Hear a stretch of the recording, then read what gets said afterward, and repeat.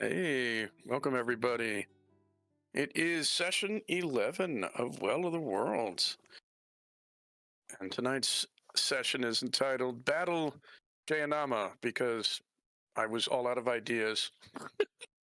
And I can honestly say Battle Los Angeles is one of the most cliched science fiction war movies I've ever seen. No, Yeah. say I it mean, I isn't like so. it. I like it for being cheesy, but oh my God, it's like we got to cram in a ton of cliches and Mm. everybody in every service possible. So it's like, why is there a Coast Guard person here? And it was piece of trivia, as I understand it. It was called Battle Los Angeles because they wanted to do like several movies, Battle fill in the blank, but the first one kind of tanked, so there went that. Anyways, so it is session 11, which sees two things. First of all, a new player, and a certainly battle. And our current cast is Ashlyn Avery and her pet Jack the Scavenger Bird, who is apparently super cute. Edgar Patterson, Freya Sullivan, and Jeff Jones, who has now been thrust from a normal life into complete madness, which is about to get worse. Lamar Merriweather III. You know what? I'm not going to make any jokes. We'll wait on that. Roland Morris, PhD. And you have Jonathan Roberts, who apparently was also on your flight, but if you've been following the show, nobody has any idea what he looked like before, so you're not sure which who he was. And Captain Jirni Genvarava, who is popping all of my Advil, trying to put up with all of your shenanigans. So last session was rather interesting. You actually started in Jayanama. You loaded up the skiff, which is, of course, the hovering vehicle that you have acquired from the Sky People and their Gator Troopers. So you loaded it up and you headed out to Sunset in order to find the bandit camp. Along the way, Freya had a vision of someone in the trees outside the camp, someone armed with a bow who fired an arrow at Ashlyn's feet. This caused a minor change of plans, as well as Freya telling Captain Tierney she'd kill her if any harm came to Ashlyn.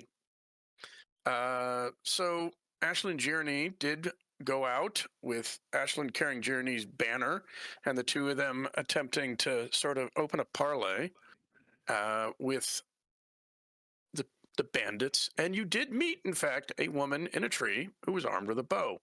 Her name was Win from Sunset. She was one of the fox people, so she had red hair, large red fox-like ears, and a red tail. And after a bit of discussion, she decided, okay, I will take all of you to meet the captain of the bandit camp, a gentleman named Sirdaru.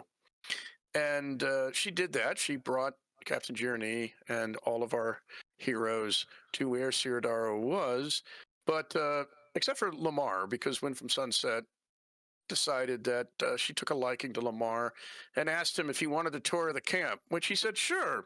And he certainly got a tour, all right. Sirdaru turns out is one of the farming people, and he was sitting at a campfire with two others, a beast person named Fancy and one of the furred people named Freeman. And Captain Journey introduced herself and entered into a discussion with Sirdaru about, well, why he was here, what he wanted, where they come from, and all the things that she would need to know in order to make a decision about how to proceed. And while that was going on, Sirdaru asked Fancy to show our heroes, which was everybody but Jeff and Lamar, the strange thing that they found this morning. And that would, boy, my train of thought just derailed. While being taken to see this strange thing, our player characters noticed that the bandit camp was full of ragged individuals, maybe 40 to 60 ill-fed, ill-clothed soldiers and civilians from not around here. There was attempts at tents and lean-tos and other shelters. There was men, some women, and a few children. And they all looked in need of a good meal, a change of clothing, a bath, a haircut if they had hair, that sort of a thing. Eventually, you were shown the strange thing, which was on the far side of the camp and a bit further to Sunset. And it turned out to be a section of aircraft, You pretty much were certain it was the same plane you were on because, well, it had the same look, at least the parts you could see, and certainly the seat looked the same. And there was, in fact, a passenger in said seat, one Jeff Jones, animator. And once Jeff was woken up, because he was a little passed out, having gone through the single worst storm he had ever encountered in an airplane, he was able to gather his possessions together and speak with the other characters. They gave him a rough breakdown of where he was and what was happening, while Jeff sort of boggled a bit at all these different peoples. Eventually, Captain Journey returned to the PCs to tell them the decision had been made. They were going to bring the refugees with her, as she was intending to circle back to Varava by the great trade roads, and they would be passing through a number of other villages and towns, and she intended to leave some at each place. For her judgment, a set number of refugees would be dropped off at each location, use what talents they have to better that village or town. They would remain for a hand of seasons until Captain Journey called for them. After that, they were free to do as they wished. So, returning to the skiff, they decided now to drive back to Jayanama. The captain had decreed the refugees must rebuild the barn they burned. She would speak with the mayor and see what else they could do before she left. She intended to take Jonathan Roberts with her as well, rightfully feeling that neither he nor any of the refugees would be welcome in Jayanama, considering A, they tried to rob the place, in effect, B, burned down a barn, and C, stole a cheese, which Jonathan Roberts is very clear that's all he stole. But some of our heroes felt something was wrong as they entered the outskirts of the village. Many of the villagers were looking towards the inn, with some hiding behind the walls of their crofts and toffs. And as you moved down the road toward the inn, you could see, probably a couple hundred yards away, in the triangular village square, because it's not really a square, you could see two sky rafts like your own skiff, and a lot of white armored troopers. And that is where we will pick up from last session. I have a real quick note, which is, for those of you, everybody's should be on their version 3.0 character sheets, which is fine, but please be aware that, I'm sorry, I'm looking for the map that I had. I thought I had everything together, and of course I can't remember this. Please be aware that your resolve will have changed, but you get your resolve from whatever you had last session. So Jeff, for example, you had like no powers at all, so you had like 8 resolve. Yeah, I spent 1 to keep my stuff, so 7, right. So you have 7. Once that resolve runs out, you will now refresh to whatever's on your character sheet. Gotcha. So just be aware of that. Also, as a reminder, once again, especially Jeff, because you're new, Ashlyn has a power called Buff that will give +1 die to everything you do, attacks, defenses, any other roll you make, until the scene is over, which in this case is the fight. That +1 die applies to allies. So that would apply to Jonathan Roberts if Freya feels she's an ally. And since Freya's not, not Freya, I just ruined my joke. Ashlyn, if Ashlyn feels Jonathan Roberts is an ally, he would get a bonus, and also Captain Journey would get the bonus. And of course, I'm pretty positive Ashlyn feels she's an ally. Not sure if Freya would, if she had buff. Although she might grumpily admit, yeah, well, it'd be useful for her in this fight, so we'll go with that. So just as a reminder, that is how that works. I will also let you guys know, for those who are new to the system, just to be clear, this is a double adversity fight. So I have 12 adversity, which I can do everything you can do. And instead of lucky breaks, I can do things like misfortunes and acts of villainy. So I just want to make that clear, because this is certainly going to be one of those make it or break it sequences. I also have an edge chart all written out, and no apologies. I've been rebuilding all of my characters for this setting using everything I've learned over my various play tests and my experience. And so you guys get to fight the final actual, this is what they look like, stat groups for these characters. Just to be clear. Final playtest. Yeah, aren't you guys lucky?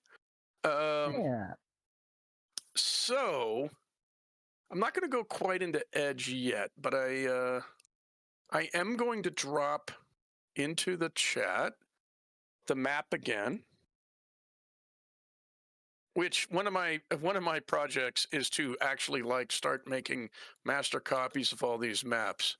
All right, so everybody, if you look at the map, sorry, people watching at home in the home game, you can't see this, but you are the vehicles that you're looking at are going to be where the three roads meet. There's a triangle just below the inn there, and you are parked up where the gray walls, which are crofts and toffs. That's an Old English term. Basically, they define the plots of land around each house. See, you play the game, you learn a little, get a little knowledge thrown at you. So you are parked probably right actually where the building with the little helpful arrow that says house next to it. So if you look at the scale, you're easily 200-300 meters away, maybe 200. So that puts you in the distant range for everybody who has powers if you want to do anything from here. And it does push your target numbers a little higher for things like spotting details, unless you have telescopic vision or you have the ability to give yourself telescopic vision. And as if I recall correctly, Roland had stopped the vehicle and had it hovering. And you're not sure if if the troopers had seen you. You could see there was a small group of them. Jeff, you would see individuals moving about. Wow, in bright, glitterly. Hey, did I mention we have a fan in Australia? A friend of mine who watches. They are wearing white, bright white. You're going to guess armor. Now, Jeff, the captain next to you is wearing glitterly polished, well-cared metals, so it's mostly silver and ish color with brass trim and black fabric over the breastplate. But the individuals that you see are wearing a bright white armor, which I don't think anybody has any hacked up stormtrooper or gator trooper armor on them. I don't think most of you guys are wearing.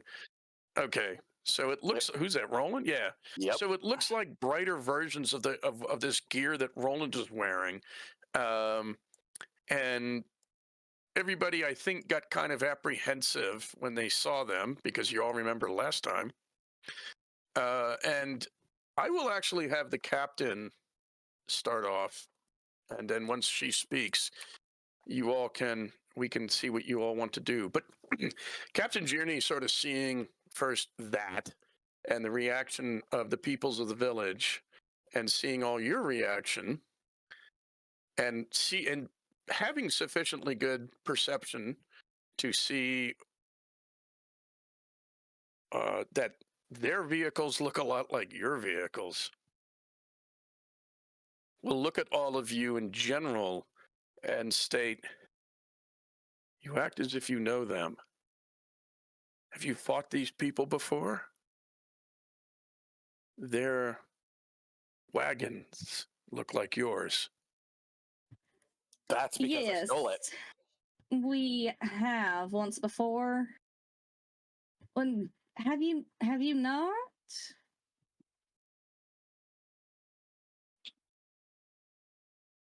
I definitely haven't. I haven't. What's going on? We know you haven't, Jeff. They're the sky people. They come and they take villages and do other bad things. And if I'm not mistaken, they're probably here for us again.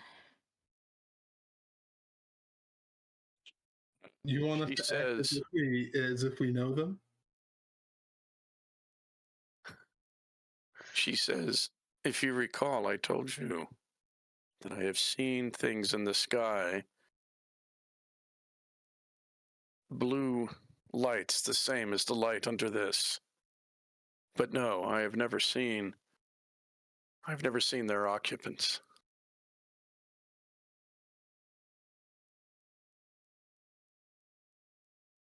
Well, Give me just 1 second, guys, and then you're gonna see Lamar take his Tony chopper bag, and then like run upstairs real quick.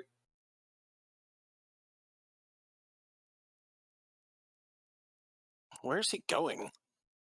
it I was don't know, 'cause me. you He know where- says stuff like that. He's nowhere near the end, so I don't know what stairs he's running up. I think he's going up to the top deck of the ship.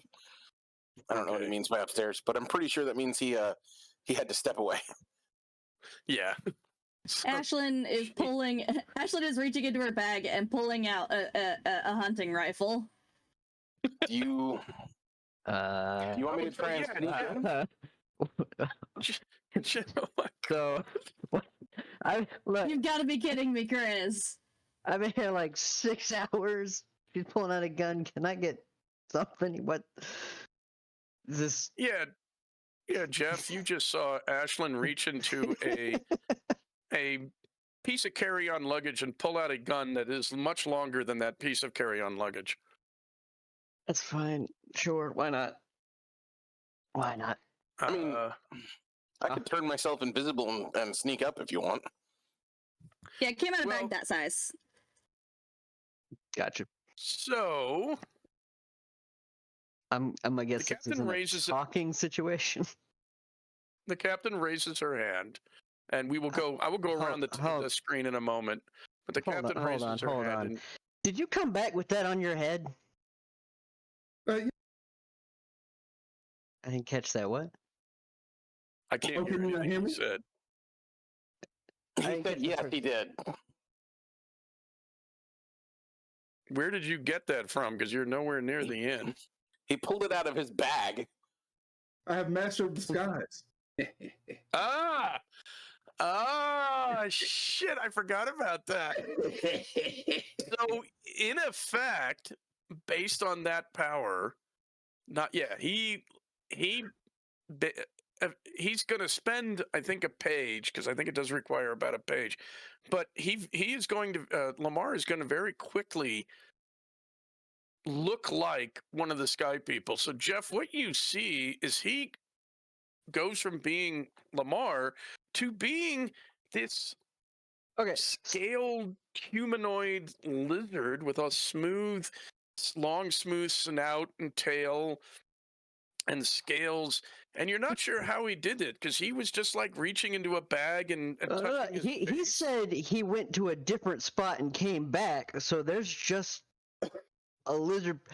So is that one of Lizard them? dressed like there's a lizard dressed like Lamar. Let me double check, because it's not quite this. This is not as the same as Doppelganger, which lets him like totally duplicate somebody. Hold on, let me just double check this power. You can create extremely realistic disguises in one short scene or less, assuming you have on hand whatever materials and supplies you need, and in a pinch you can do wonders. All right, so it's not 100% perfect, but it does let him use charm versus perception, and if he succeeds, they'll buy it for now. Whether or not they're going to think that they're one of him, not sure, but they may not think he's one of you. So while Okay. Lamar's away, using his master of disguise, which is significantly more than a page, but we also haven't gone into pages and such.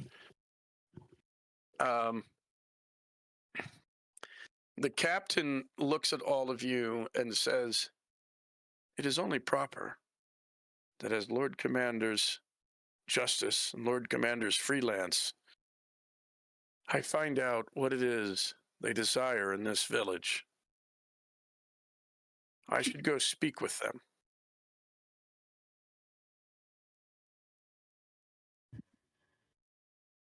I My mean, cat is freaking out right now. She's like, "What is going on?" I can tell you what they're here for, considering this is the second village we've been in where they've shown up. They're after us. Something about taking us to their masters or whatever they said last time. Hey, like one of you note-takey types? Do you guys remember like that one captain's name or whatever?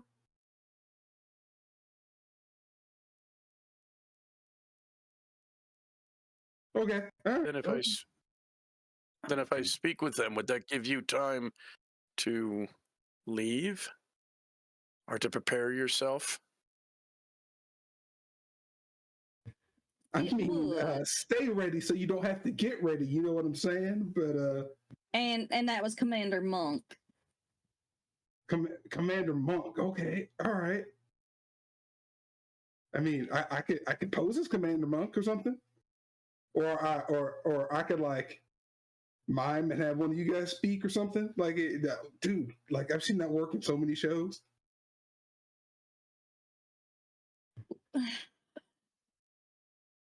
So Yes, Talking? Captain. If you went and spoke to them, I suppose that if they haven't noticed us come in, they wouldn't know necessarily that you were with us.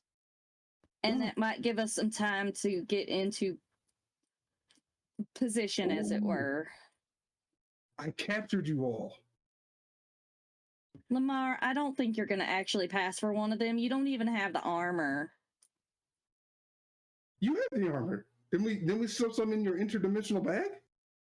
That's not the way my bag works. Oh, okay. Did we, though? Actually, I might be wrong on that. You can produce mundane equipment and weaponry and armor and vehicles. Whether you can produce a suit of Storm Gator armor. Oh, I remember what it was. Lamar tried to shove some in her bag when it was like unattended when she'd set it down somewhere, but because it wasn't her, it didn't actually work. that's not Okay. Okay, I was about to be like, can how realistic can you make ropes look, Edgar? Look, Are they always all Green Lantern-y? I mean, Here's- I'll volunteer. You can walk me down there and say that you captured me to give everybody else enough time to get in position. hold on. I can probably pull out a set of their armor, I think. I mean, I got a good close enough look at it when I'm forgetting character names now. We could totally Trojan horse this mess. It'd be great. When I got a close look when Roland was putting his chess piece together. What were you saying, Roland? All right. So I feel like we should let Captain Journey go find out. If they are here for us, she has a chance to be able to tell them we went somewhere that's not here. However, I don't know if we can trust them to not, do something to this town. So I feel like we need to be ready to defend the people who, are just trying to live their lives. Chris, I cannot take you seriously with that thing on your head. Good. Does anybody have an issue with that? I mean, no. I mean, if we don't have to fight, that's great. I mean, No, I think we should be ready to fight, and they might want Journey too. So that's something to keep in mind. I would like to steal one of their vehicles. I just had an idea where I could take one of their vehicles and this one and slam them together and make something new. So, Taking Taco Gone, like every time we come into a vehicle, we add it to ourselves. I suggest you do that somewhere far away from any settlement. The way you put that sounds a whole lot dangerous. yeah, I wouldn't. I'd be using magic, but I wasn't planning on doing it in town. I mean, Oh, I'm not should- gonna lie. The way you said that, I pictured the Hadron Collider in my head. The what? The Hadron Collider. Oh, okay. Right. Yes, that. I don't think it'd be quite that, but It's I- literally magic. So, okay, like that sounds like a later thing, perhaps. Should one of us go with Journey? I mean, I can be invisible. It's a pretty standard trope of magic. And you're nothing if not a trope of magic. And well, I mean, Jonathan Roberts looks like one of the Fox people. He could go, Do they know what? and they don't know he's one of us. Wait, what? You want me to what? No, it's all right. You don't have do to. Do they know what the rest of you look like? I believe. Actually, I'm not sure. Did they have images of us? I know they were They said, I don't know. There's something about looking for the outsiders. Well, they know what I look like at least, which is why I was saying I could turn invisible. I was the hidden machine. Now this time I'm one of them. It's like, ooh, it's like we're playing Among Us. All right. Would you Was go that it? invisible and go with Journey then?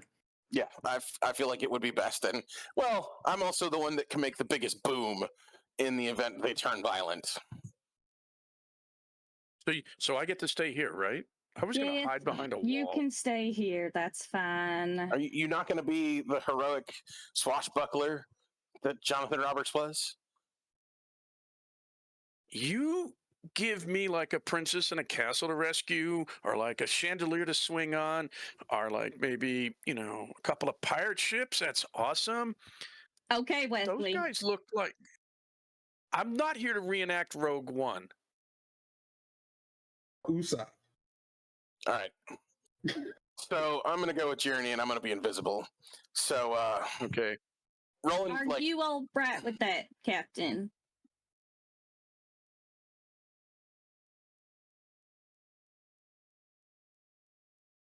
Yes. excellent. I will see what they want.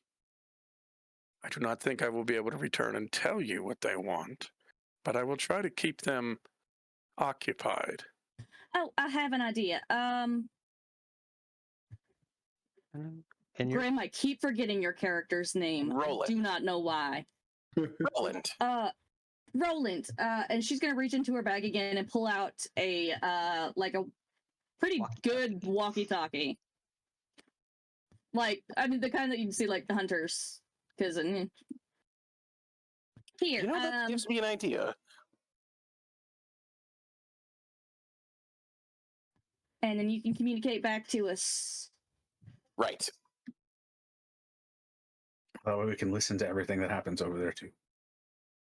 I was actually just going to leave it on so you could hear the conversation. Yeah. All right. So Roland's going to clip the walkie-talkie like to his jacket. And Okay. he's going to like finagle it to hold the button down once they get to a certain Yeah. distance. And then he's going to bow and say, "Allow me to introduce myself. I am the Invisible Man." And then he's going to bow and then poof, turn invisible. Certainly, the easiest way to get the button down or such is to get a rubber band from Ashlyn, who probably has just can give you that. She pulls the hair tie off of her wrist. For the record, Jonathan casts a spell. You know he's casting a spell, but he does it very quickly. He brings his hands together and he rattles off something, and he kind of takes a breath and looks over at the two ships and the troops who are kind of spread out slowly, and he kind of shudders like, "Ooh, that could be bad." And I dug out his character sheet and have added him to the edge chart. And he is armed. Somebody gave him a small sword, but most of the rest of his abilities are of no help in this fight, sorry to say. All right, so I've got everybody on the edge chart. Just to let you all know, especially for our new player, Jeff, people have the same edge, I go by agility, basically faster reflexes. So Roland, what is your agility? 2. Okay, well, let me change Jonathan then. He actually is slightly quicker than you. But he's also way less points. Actually, he's only a few less points. As a side note, before we get into this, some of the hero characters are written out with points in case GMs ever want to use them as hero characters. So Jonathan is, you guys are all 100 points now. So Jonathan is 91. I will not tell you how much Captain Gierney is. Enough. Yeah, she's not the most expensive hero that I've created, but some of those are super powerful wonder worker types that are just there because they're designated heroes. All right. So interestingly enough, she leaves the spear and banner behind. She leaves that on the deck of the vehicle, and she just sort of hops over the edge and lifts her visor up and sort of takes a breath and begins walking slowly, but walking towards the center of the village. And Roland, you are following along behind her. I'm pulling the old sand. I forget what they call them in Star Wars. I'm pulling an old sand people trick, walking in a straight you're line to walking hide right- numbers. You're walking single file. Her stride is longer than yours. Big surprise. So she starts to pull ahead a little bit. She's aware you're back there, but she's trying to walk with a purpose, and is coming up to them. And as you get closer, sorry, I gotta wipe my glasses off. They're all, man, I tell you, just dropped all sorts of stuff on the floor. So while you're walking up, Roland, what you see is you see two of these vehicles. They both look exactly like yours, except one of them has two wing guns, and you're pretty positive those are guns, mainly because there's a trooper standing behind them, and they have much like the weapons these individuals carry. It just says to you, look, they're not so unusual or alien that the fact that this is some sort of weapon is beyond what what you see. So you're like, yeah. And there is a pilot on each one. So on the upper deck of each one, there's one of these troopers standing. There's a trooper behind each gun. And then there's a dozen other troopers out there with a commander. And the commander is obvious because unlike the other troopers, he has a visor and he has like an antenna coming out of his helmet, and he doesn't have a rifle. He has a pistol, but he also is armed with a sword.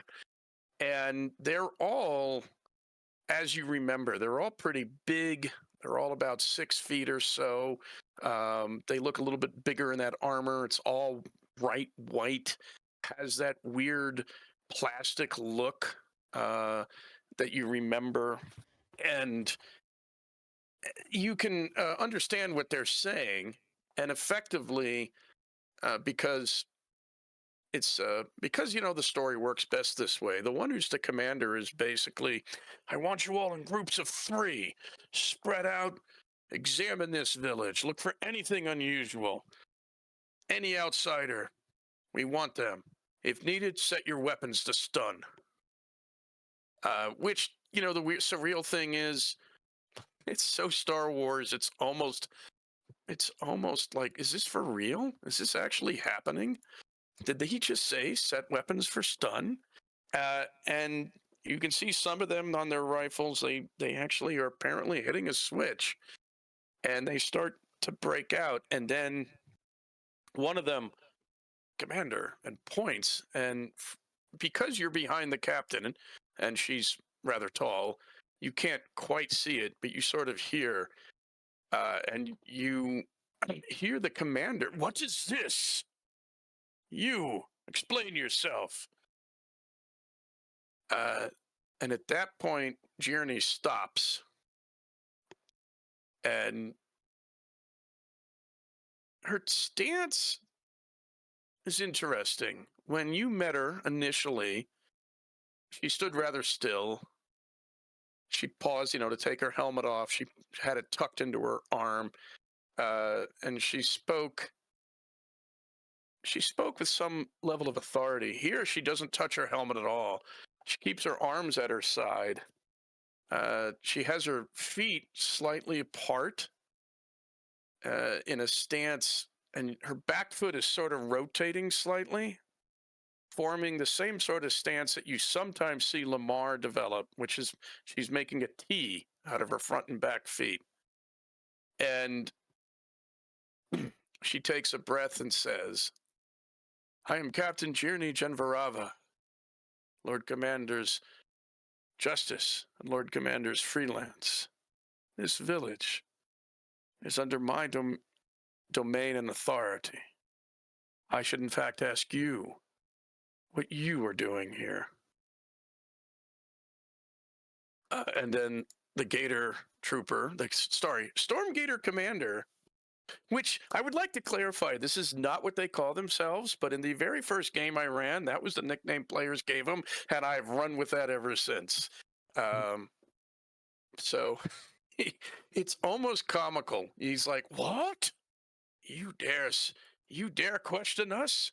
Let it be known that we are here on behalf of the masters of the world, and we are seeking outsiders. Have you seen, and you can't, I don't know if you're looking around her at all. Have you moved any, Roland? Yeah, he is definitely keeping an eye on the troopers and the like. He's moved like a little to her left, so he's not directly behind her, in case she decides to dodge, and that way he's not in the line of fire. Okay. So what's almost a little funny is the fact that they're kind of tall, but the commander, who is still, he's probably pushing Captain America height, so he's probably like 6'4", and she's 6'6". But he's probably not fully expecting having someone slightly taller than him that he has to look at to explain himself. But he's what? You explain yourself. What people are you? And have you seen any strange outsiders of a people you have never seen before? And you can tell that his troops are sort of spreading out slightly. Now, the pilots, if you take a glance at them, kind of have a bored look, and the gunners are sort of behind their weapons, sort of looking over at this, but keeping an eye out at everything else. By the way, the rest of you let me know so I can stop making this up as I go. But she says, she actually looks around and looks through you, Roland. I have seen no outsiders. And the commander sort of looks at her. Now, he's got a visor that extends over his snout a bit because the helmet kind of comes out to a slight point to allow the visor to come out over the rest of his face. And he kind of cocks his head. And Roland, you're almost wondering if he's like, well, maybe I should take you. But he decides, he kind of gestures, and you can see the other troopers start moving out in groups of 3, which I am going to note to myself.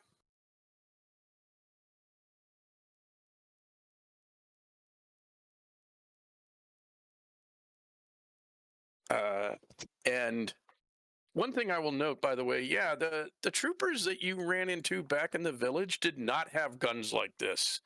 The commanders had pistols, but the rest of them had a bunch of weaponry like riot sticks and long quarterstaff-like weapons and staves that delivered like electrical stunning shocks.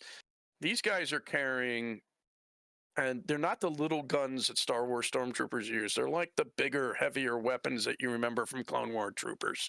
So they look seriously military-esque. And they start moving out.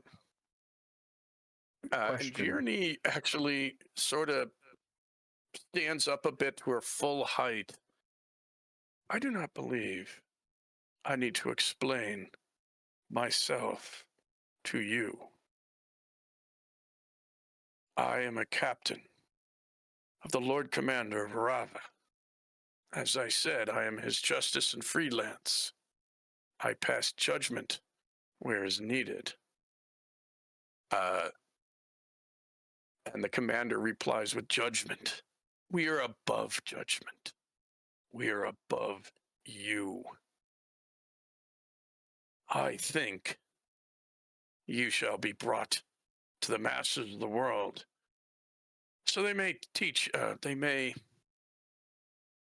the price of your insolence. And Okay. at that point, her hand drops, and we're going to go into edge. All right. Cool beans. Would we have had time I to get will also- into so- position? So we'll go back to you guys for a minute because obviously this talk is going on. One thing I also want to clarify for like Jeff because he's new. With PMP, characters may have flaws, and they are locked into those flaws.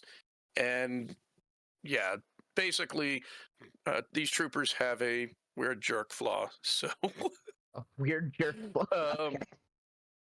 and the captain.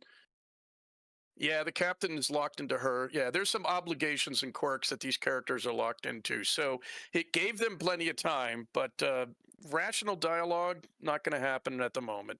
So let me find out. You can all hear this, or some of you can hear this. So I'm going to go around, other than Roland, and I'm going to go around clockwise and find out what everybody's up to. Asling. Any actions you're taking while this dialogue is going on back and forth? Yes. How far did you say we were from all of this? From where the 200 meters. I gator think is what he troopers said. are? No, you are. Let me see. He said here. I'm looking at range for about- my weapons to clarify.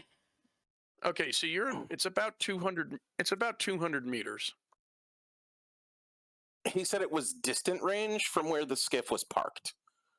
Yeah, it falls into distant range, and your rifle will reach out to distant range, no problem. Perfect. So I just need my height advantage now. Ashlyn is Yeah, so going to basically climb the nearest building for a perch. Okay. I was going to say the top deck is pretty high up, isn't it? Because the thing's floating and the deck is elevated. You could climb up to the bridge. Would that be higher Or than you- the houses, or? It's about the same. The houses are single story with a peaked roof, which probably puts the peak at about maybe 12, 15 feet up. And this thing's a few feet off the ground. So you're like 8 or 9 feet up, at least in the air, maybe 10 if you're on the bridge.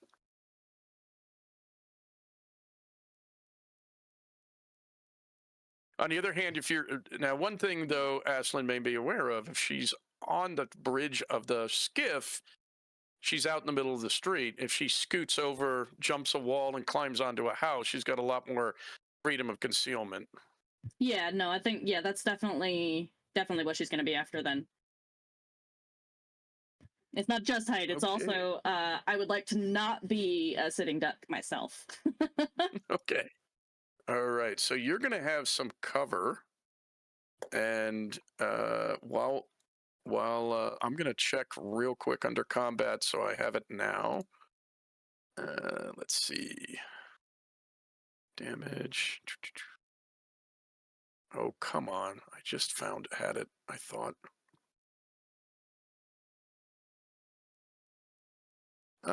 Yeah. So distant range, by the way, covers everything between close and the range of most weapons and powers. Extreme range is basically is everything beyond distant range, but close enough to see. So, that's okay. There's the modifier.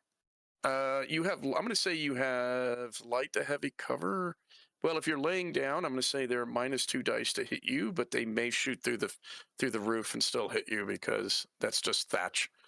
Okay. Edgar, you're muted. Okay. I am going to activate the turret in combat mode. I'm going to say, Jeff is a friend. You haven't met Jeff yet. Don't shoot Jeff. Please don't shoot Jeff.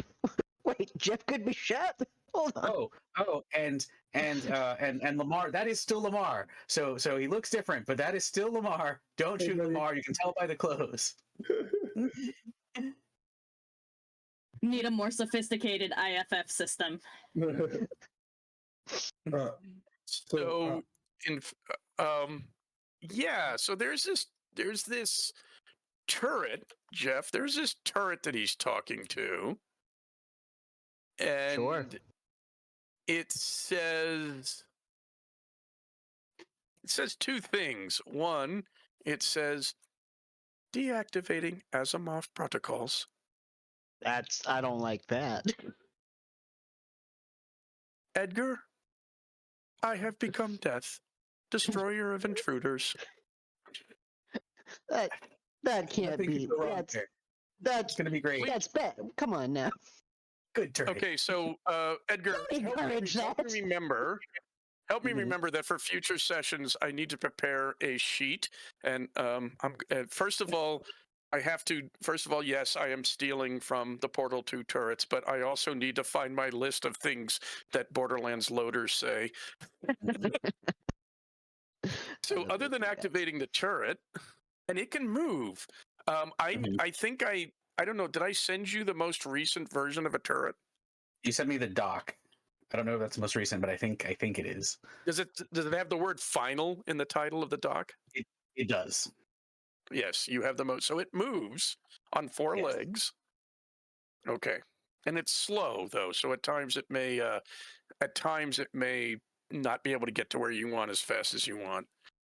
Is it and on the? Are you going to set it on the road, or are you going to leave it up on the? I'm going to set it on. I'm going to go to the road, and I'm going to set it on the road as well. Okay. Anything else you're going to do other? Actually, that'll probably take up this time. Yep. Yeah, Jonathan Roberts. So like Jeff is panicking, and Jonathan Roberts is like, "You've got to be kidding me."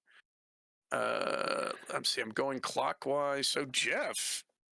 Well, as previously Jeff, mentioned, I'm things are panicking. things are getting incredibly weird, incredibly fast.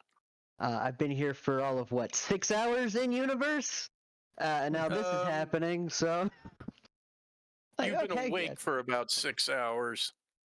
So, in all honesty, I'm probably some version of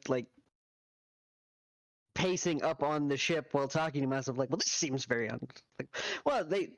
this seems bad, but I don't actually know these people. But it seems like they should be stopped. Just back and forth talking to himself at the moment, keeping an eye out on Journey and the invisible Roland.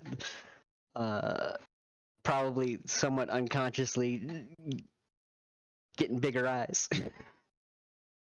So I can see. Right. Bigger eyes means you can see better, right? Perfect. That makes perfect sense. Lamar, you look like one of the scaled people. You're still dressed as yourself, but you do look like one of the scaled people, so you don't look like an outsider. What's your plan? So I'm 200 meters away, and Yep. I can't do anything from this far, and I don't want to get shot on the way up there. So anybody want to be my prisoner?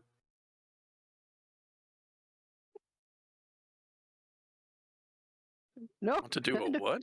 You I'll be a prisoner. volunteers to be a prisoner. I don't want to be a prisoner. I'll be a prisoner. Oh, Yeah, I mean, it keeps us from getting shot until we get close, and then when we get close, Yeah, I'll be a prisoner. well, that answered that question. Cool beans. Ashlyn looks worried at this. Just, can you promise to not pick me up and fly me into a tree without warning me first? Please. Yeah. Okay. I'll give you a heads up. I mean, unless something dire is happening and we need to get out of there quick, then you have my permission. But otherwise, please let me know Okay, I mean, first. I got you. Okay. We can like draft up a whole waiver later. Okay. I'm sure Ashlyn has one in her bag that we can use. Sounds good. All right.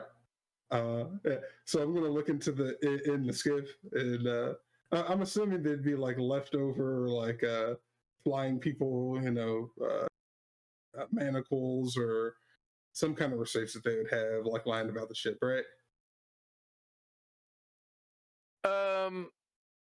So it turns out that you have discovered there's some panels you can. At some point, you discovered there's panels you can lift up in the deck that reveals some storage, not enough to count as cargo, but enough the kind of storage you would expect, small enough. And it turns out that not only did they have stun, I'll go with that. You don't have to spend resolve for a lucky break or anything, but yeah, there are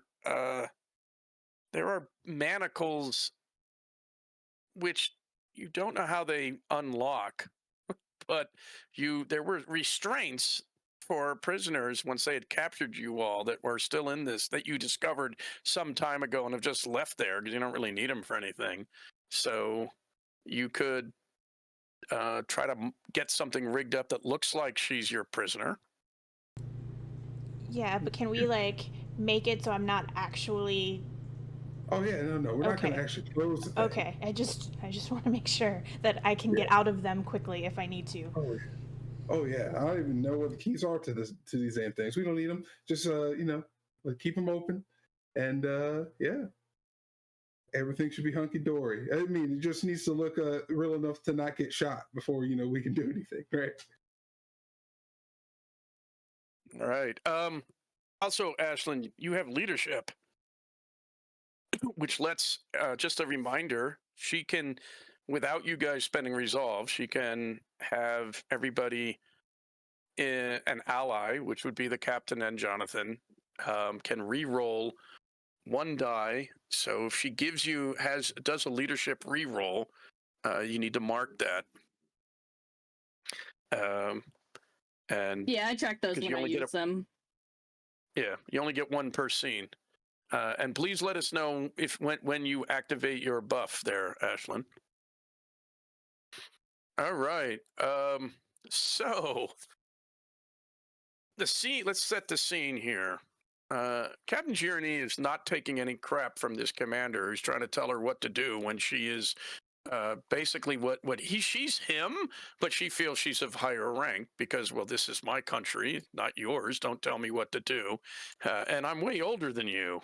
So I've been around quite some time. I'm not falling for this.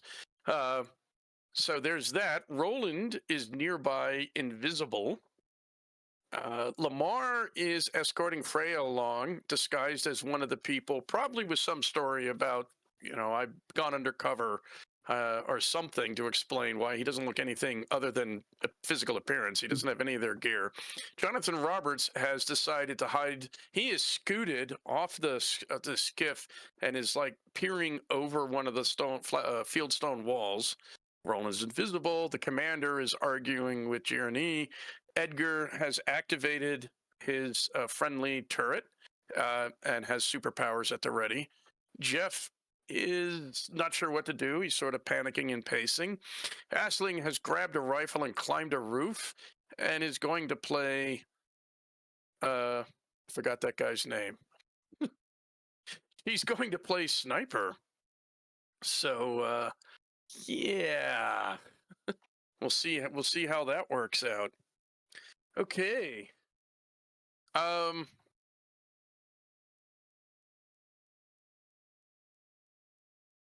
Basically, knowing that you're here, invisible, Gierney feels that your companions are probably planning something. You fought them before.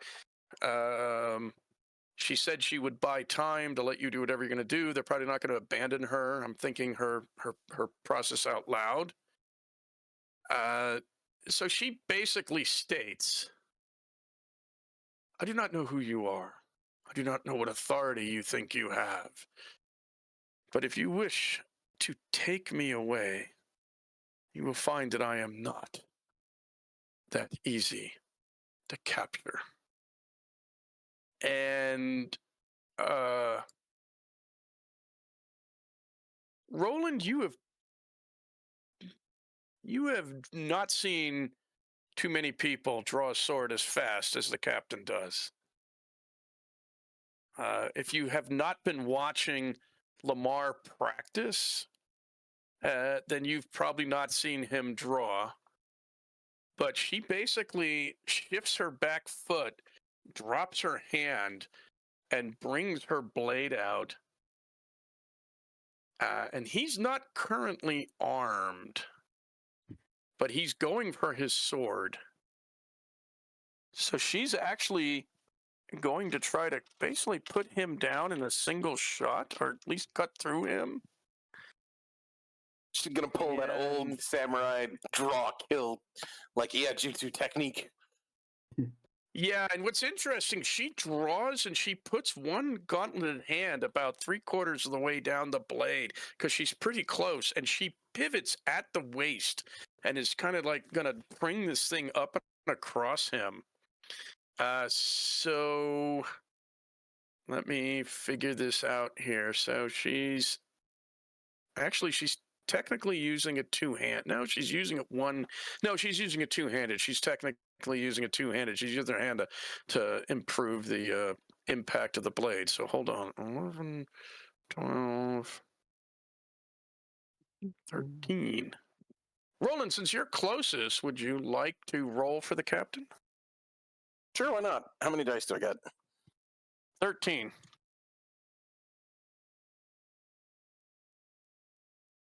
And let me know if you wish to explode sixes, you have to spend resolve on her behalf. Why not? I'll spend the resolve.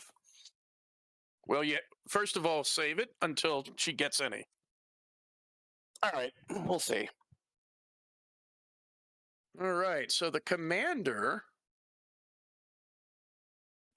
is going to have to depend on his passive defense because he doesn't have a weapon out yet.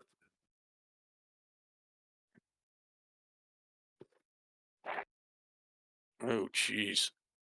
I'm going to spend an adversity because I'm re-rolling these dice because that was awful. And that is significantly better. Well, you could have probably saved the adversity, but hey, I only got 4. None of them were 6s. Okay, 1, 2, 3, 4. I got 5. Ooh, that's actually awesome for the narrative. So, for a moment, it looks like he's very surprised, and she's going to find the gap between the breastplate and the helmet, and he kind of, at the last moment, puts his arm up, and the sword skips up off of that armor, which proves that Gator Troopers have significantly better armor than Stormtroopers, because in Rogue One, she probably would have taken his head clean off. And she kind of twists and then drops her hand and gets both hands on the blade and is getting ready to come back in the other direction. Lamar.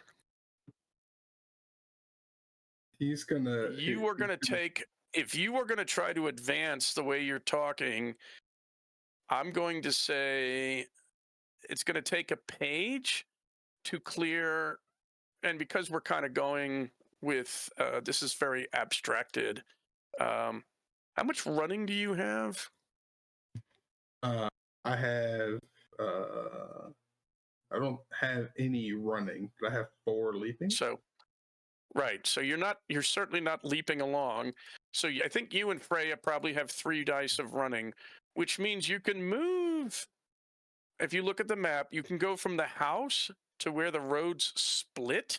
So I'm going to say, because I don't want to, drag this out too long, let people get into the action. You cover half the distance on this page, you and Freya, because Freya goes next.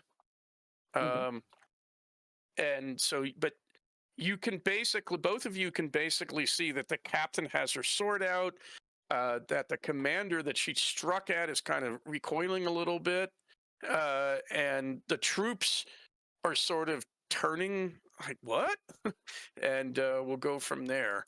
Jonathan Roberts, he's just watching, eyes wide, ears up. He's like, oh wow. And he actually, I'm going to say he actually does draw his sword and looks around and like, what am I going to do with this? What am I thinking?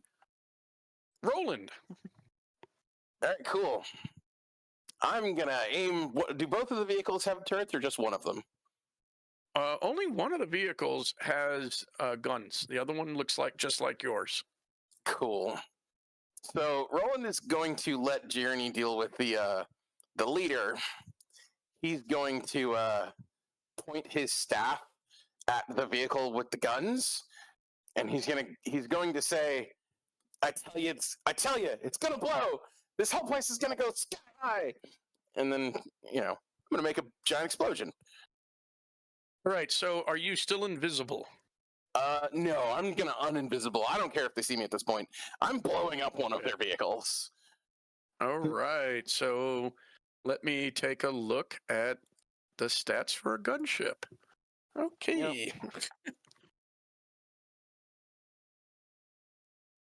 This could be very dangerous for Roland, but whatever. He did tell them if things go badly, he was gonna make a big explosion. Yep. I will spend resolve if I have to make the explosion bigger. Okay. Well, you're targeting the vehicle and everybody on it? Pretty much. Okay, so hold on. One thing to remember.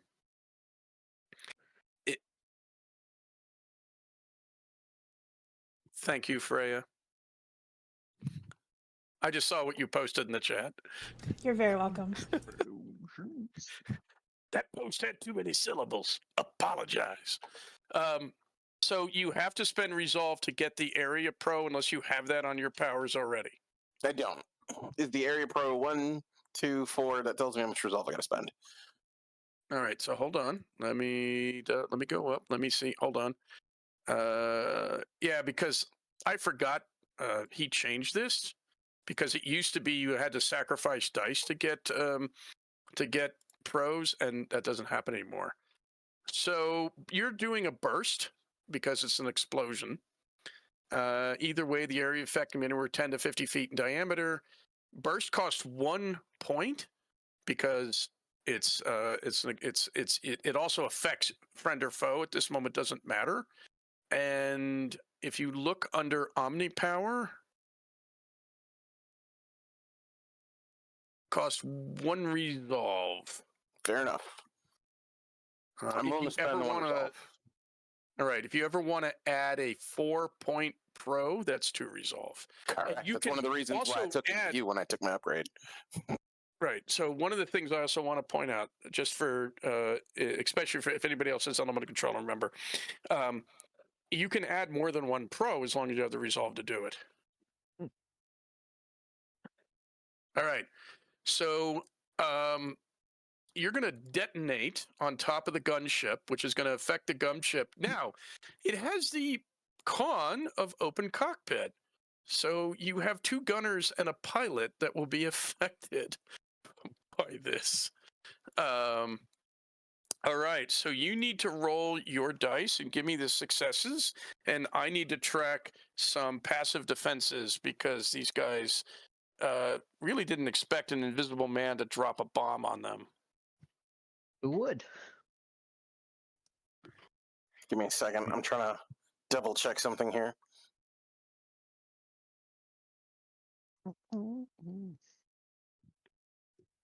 Part of me's thinking like, oh man, I thought maybe I had too many bad guys. And then I remembered how I roll dice and the fact you guys have all sorts of crazy buffs. Yeah, I'm going to spend a 2nd resolve to also add armor piercing.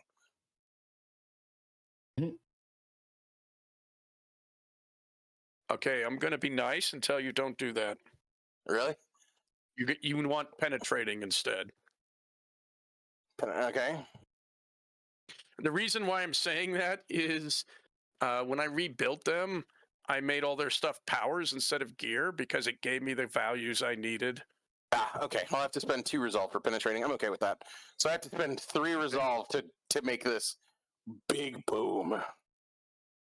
Well, here's the thing, though. I'm going to have to re-roll what I just re-rolled because that has passive defenses all around, which includes the vehicle's passive defense. All right, so I'm going to roll for the vehicle, and then I'm going to roll for the troopers. Works for me. All right. And the troopers all have... Oh, I get to round up. Fortunately, I have three different colored dice.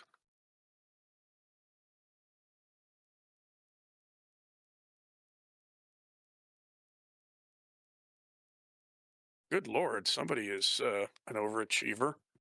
Holy crap. Yeah, that guy's definitely.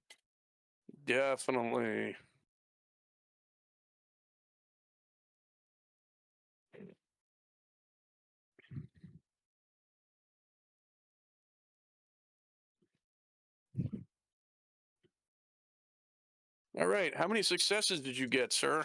7. 7. All right, I'm gonna put a note here. So just to let you all know, I have a neat little tracker with a bunch of zeros I can cross off. I highly recommend anybody running this. And you're going to do like what I'm doing. I highly recommend, first of all, having a pre-made edge sheet. And if you notice, I have adversity at the top: commander, troopers, gunners, pilots, raft, and you can see all these rows of zeros. So you got 7. Yep. Okay. Oh, okay.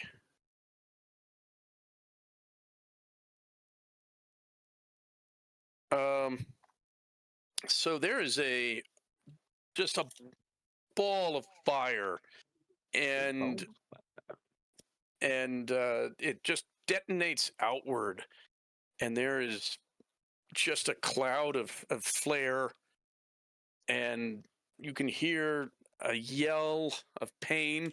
One of them is slumped. You can see when the flash, one of the gunners is slumped and trying to get up, but the other one is sort of staggered, and their armor is scorched. But they're bringing the thing out, and the pilot looks fairly unharmed, but is slapping down at the belt, probably to get a weapon out. And there's a bunch of troopers now looking your way. Okay, Roland went. The commander. You think to best me, sword to sword? Shing! Actually, swords don't shing. That's a great way to dull your sword. But he pulls out his sword and goes into combat. And Roland, you rolled for her the first time, so you can roll for her this time. He's gonna try to match her and you can once again explode 6s if you need. Still got 13 dice. Yeah, it's yeah, because let me double check, please, because I don't think there's no buff going on. So hold on, she's 12, 13, 14. She's now pushing 14 dice because she's actually got a proper two-handed grip.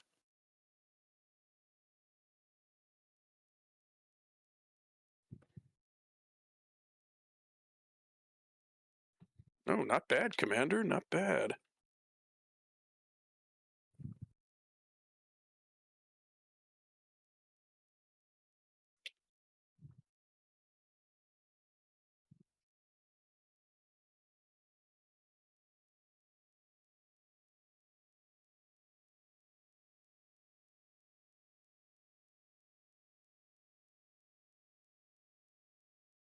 Well,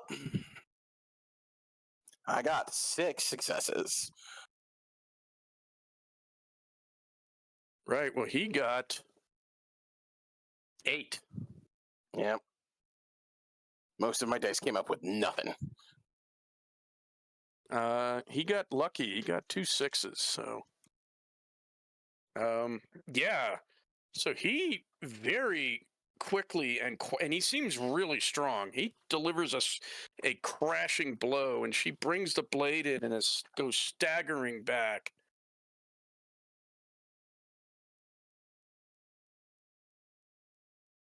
Okay, so that was that. Edgar. I'm gonna let somebody roll for her next time. So I'm going to I'll do advance that. up the road. I don't want to. I don't want to get in the way of Lamar and Freya because I'm not entirely sure what they're doing with this act at the moment. So I am going to advance up the road, and I know the turret goes slowly, so I'm also going to do that. I'm going to try to go on the other side of the road from them, so to I guess to not draw attention from them. And actually, you know what I'll do instead? So the turret is a sidekick, right? Can I do a team attack with the turret? Yes. Okay, Yes. then I'm going to do that, which means I go last. So I'm going to do a team attack. Okay. So I'll delay my action until the end then. And because so Jeff, because Jeff's Jeff. already it's fun to hit Jeff with this. So Jeff, you see Edgar and you see this white egg-shaped structure or elongated egg-shaped structure on 4 legs with there's got to be it popped open guns and it's trundling along behind and you hear the cutest little voice say, hi ho, it's off to battle we go. Oh, that's upsetting. Roland, Edgar, you're pretty positive it didn't have all these pre-programmed voice responses before. All right, so Edgar, team attack.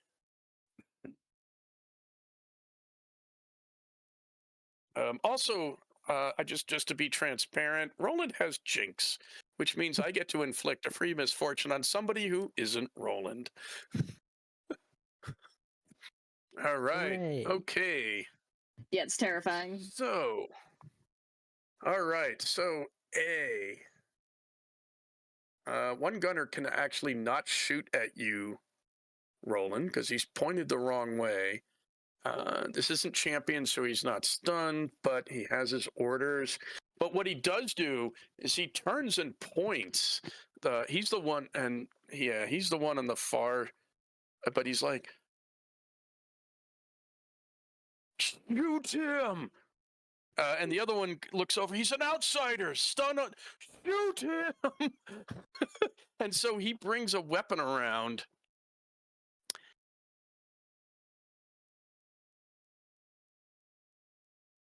And so the one who got really staggered turns back to his weapon, and he really I'm not spending any adversity or jinx for this, but to give you an idea, he's shoot him, and he turns around and just zart, and everybody now can hear this. You hear this science fiction-y sound that, like I said, Star Wars-ish or Battlestar Galactica or anything, even Star Trekky. This sort of zark, and he kind of walks it across. Now he doesn't really hit anything. He's sort of just firing across the fields. There's some shots impacting into houses and all that. Maybe he, if none of you were former military, but so you may or may not have any idea what he's doing. Some of you may presume it's just to he's trying to, if there's anybody else out there, I'm going to try to keep him down or flush him out. But he's the other one though kind of points this weapon at you, and you're going to need to make a defensive roll there, Roland. Okay. Now you've already spent your dice to create an attack, so whatever you do next is at 1 die less. Correct. I'm aware. Let's see. Do I want to add to my passive defenses for this? Because my passive defense is my best defense at the moment. Okay.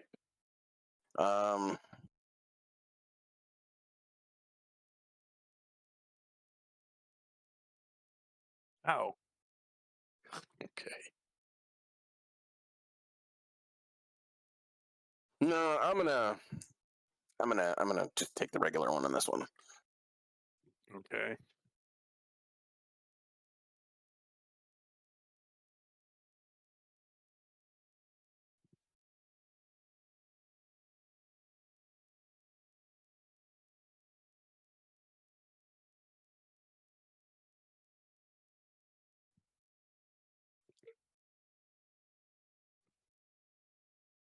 All right, I got 4. You know what? I'm gonna not re-roll, but I got 5. You get tagged for a health. Of course I do.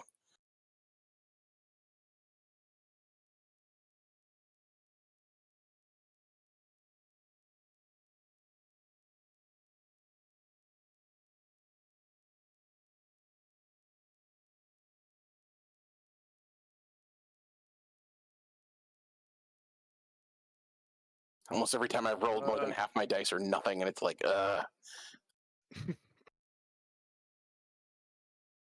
right. And now the pilot has produced a pistol and is going to fire a shot off at you with that as well. You kind of really pissed them off at that fireball, which did really well, by the way. You damaged a bunch of people, and that penetrate. I just rolled really well on the reduced dice. And if you're going to do the same thing again, you're at now -1 more die. the passive defenses go down because I used my armor for that. No, I no. didn't use magic. Oh, okay. Okay. Then no, they don't go down. Only your omni power goes down. I got 6 successes with a pistol. Knowing my luck, I will roll 4 successes and be down to 1 health. All right, I guess I might as well use my omni power. So what I'm Somebody gonna get do? that buff going.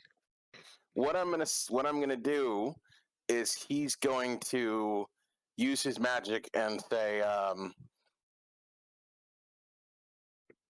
yeah, they're Star Wars, so he's thinking Star Wars. He goes, that armor's too strong for blasters. And I'm gonna give myself 8 more dice. Okay.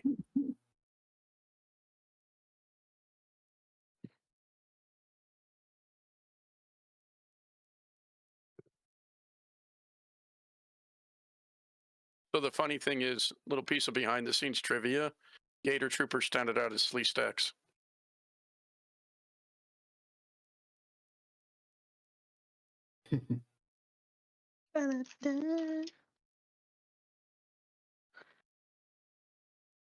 I got 7 successes. Okay. Out of 15 so, dice, 9 of them were blanks. Wow. One thing you can do, Roland, if I say, like I said, I had 6 with 15 dice, you could auto success. You would have gotten an automatic 8. Oh, fair enough. Hey, I got 7, so. All right. Well, now. All right. So those 2 go. The pilot on the other raft is going to draw his pistol, but he's not going to shoot. But he's like, okay, no, I'm going to have to pay attention to both my vehicle and opponents. Now, the troopers are spreading out. They are in 4 groups of 3. They sort of see all this going on, but you're getting blasted by a hail of weapons fire. So they're kind of like, they arrogantly actually assume, well, nobody could survive that. And they start spreading out, which means that Lamar and Freya, you see 3 of these troopers coming towards you, sort of at a trot, and you can see them spreading out about, some disappear behind the inn. So Ashlyn, you cannot see them. Some are heading back the way back toward where the temple would be, and there's 2 groups.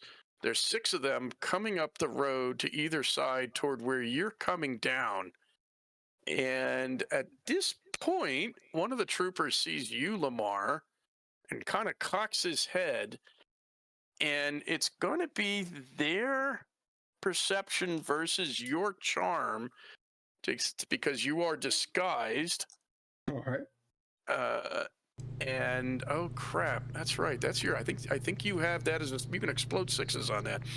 Yeah. So, what happens, Frey, is you see three, and they're like the guys you saw before, but they're all, like I said, armed with heavy rifles, and they kind of stop and all point, halt. What? What? So I have And five. they sort of stutter a bit, and it's, what is this? What are you doing? Oh, I got the jump on one of the outsiders. Yeah, I'm just bringing them in. I hope you rolled really well. I got 2 6s, and that was it. So, but I can explode 6s, so that costs a resolve, correct? Yes, does cost a resolve to explode sixes. Okay. So far I have 4 hits, rolling these 6s, and I got 1 more hit, so I have 5 total.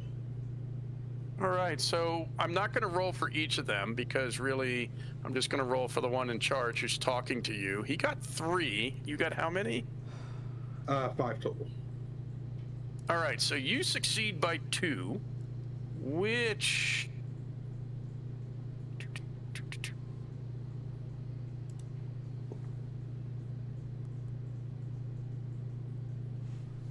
And about how many Okay, of so them are you within 50 feet? Huh? How many of them are within 50 feet of me? 3. 3. I would say the other 3 are probably a bit out or further away than that. So you have success with a complication. The complication is they pause, they don't shoot, but they look at you, and the leader says, "Excellent. Why are you out of uniform? What's your unit number? Who are you?" Can I? Oh, I'm actually, going it's to- probably not going to help. Never mind. Don't mind me. I'm going to say my unit number is 42 and use a lucky break and hope in the hopes that it is actually the answer to everything. Would You have to I- spend a resolve for that. Would I you be need to able spend to another use- resolve for that lucky break. What? I can't use a luck dice for it? Or am I mistaken? No, lucky breaks are bought with resolve. Okay, well then yeah, I'll use another resolve for this lucky break. Would I be able to use my precog to figure out like an actual unit number that I can like show him with my hands behind my back? That's way cooler. Sure. Or like Now the back question up and bump to the- into him to show it to him? Okay, so actually part of your success, because playing into this, basically one of the trooper who was talking to Lamar has put a hand on you to take possession, which will let you use your, well, actually that's psychometry. You don't need to touch him for precog, but you can sort of get a flash in your head. Let me double check. Let me just double check on precog. Oh boy, people at home are like, oh my god, he keeps stopping. Yeah, I didn't realize the guy had touched me. If he's touching me, then I could use psychometry to maybe see a unit number or Right, something you would- that way. Yeah. So you don't need, okay, so you don't really need to spend a resolve. I'll say why, because when he asks for unit number, he's got like numbers in his head.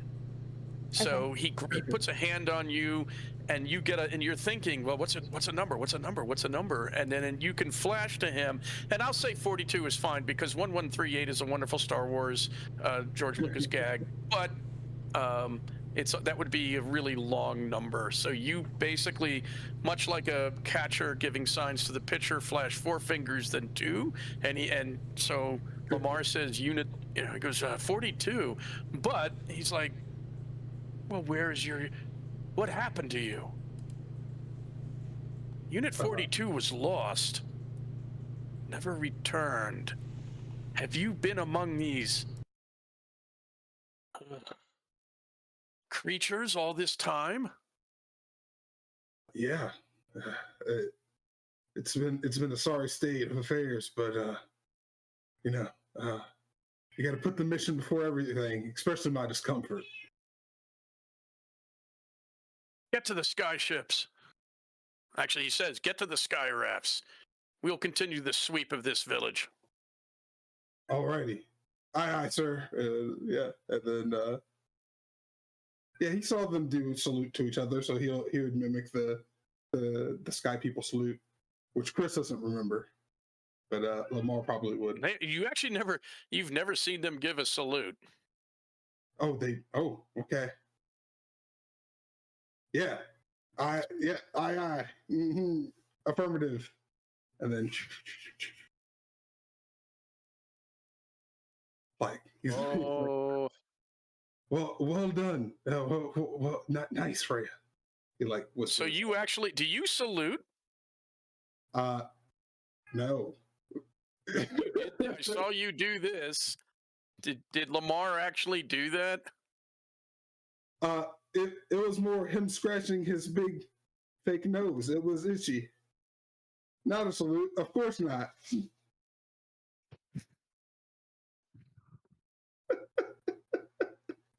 Damn, kind of want to do it.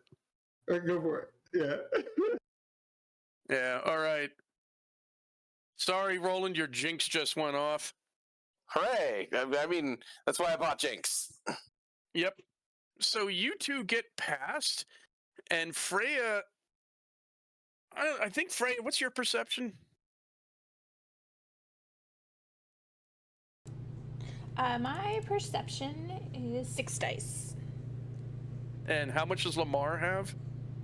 My danger sense is 9 dice. Oh, okay. Oh, I have danger sense too, so I have 10 dice. Right. So the both of you get walking along, and all of a sudden you get this prickle in your back, and the one trooper who had been talking to Lamar goes, "What was this? What was that? Wait a moment," and they turn around, and you hear "halt," and they have weapons pointed at you. And they're gonna, you know what? Yeah, they're gonna fire. Now they have set their guns to stun, but if the way Lamar goes, that's gonna change. So, Lamar, you're gonna get 2 shots. Freya, you're gonna get 1 shot. These are ranged attacks, so you need to use. You can use they're not. You can use whatever your best defense is. They're not area. Can I use my evasion and then immediately go into my martial arts and pull out the knife in my back and stab one of them? Yeah, because technically both of you, I'm going to say both of you have been sort of holding your action because they came to you. Well, no, you both took a full page to get here, so that was your action. So, but you can go into your actions next turn. Okay. Next page. Oh, that would have been awesome. So Lamar's gonna like kind of do the whole like shove left while I go right thing, so that we don't like evade it the same way. You know what I'm saying? Mm-hmm. He's like, all right, jigs up, and then so yeah, he's also going to evade. So this would be a really bad time to do that awkward. Are you going left or am I going right? Yeah. So can I use my evasion? I just can't use the martial arts yet, or? Well, you're going to want to use your evasion. Okay. But you can't turn around and attack them. Right. Because Okay. you took your... All right, so Lamar, you are getting the blue and the red dice. Ashlyn, you're getting the black dice. Freya.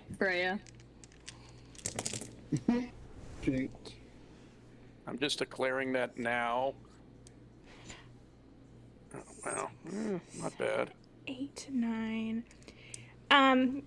Can I explode my 6s? Do you have a speciality like acrobat? No, but I have resolve that I can spend. No, you No, actually okay. have to have...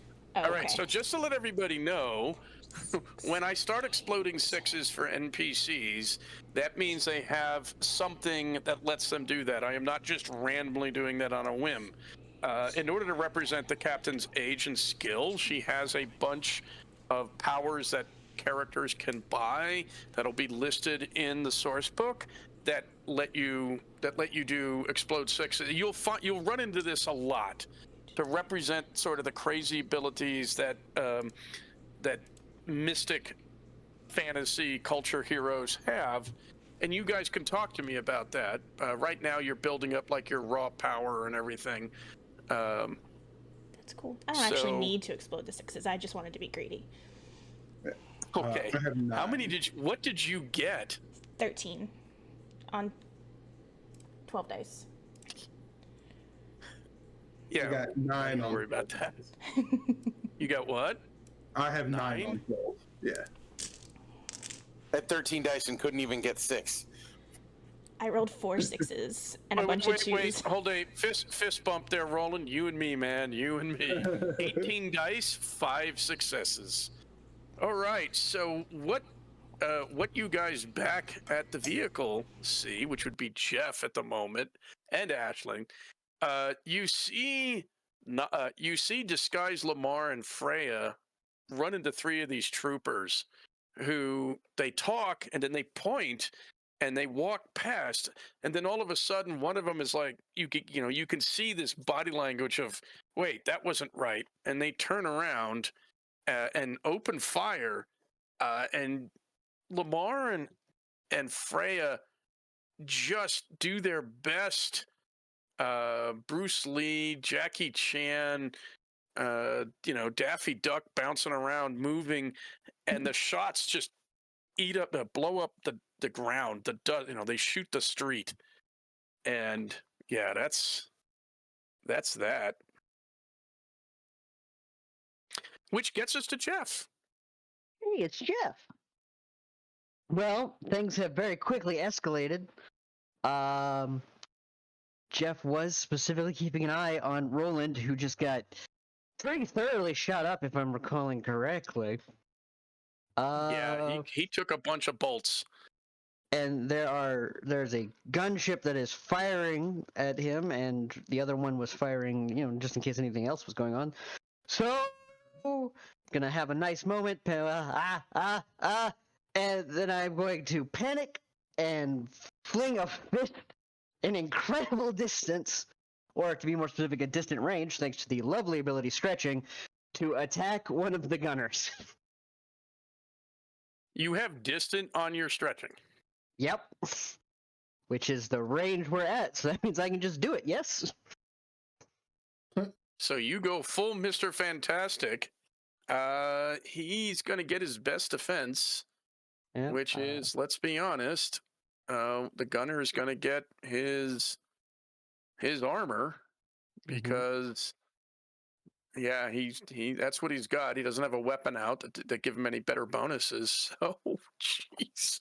Yep, and full-on cartoon panic attack. Let's go ahead and let's say that fist has turned itself into an anvil for striking. So if I understand plasticity correct, that's 10 plus my might for 13 dice, yes? Hold on. Let me take a look at your character sheet.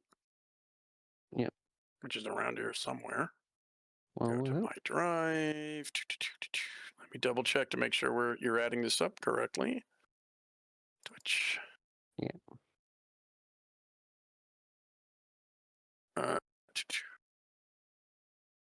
So you have 10 dice of plasticity. Mm-hmm. Which you can stretch distant range. Yep, 10 dice of plasticity, and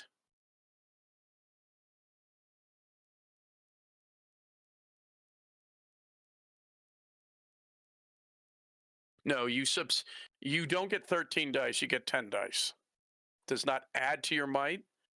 No, I'm turning it into strike. I'm using plasticity to mimic the strike power, which is the 10 plus the might, because that's what you told me it worked like last time.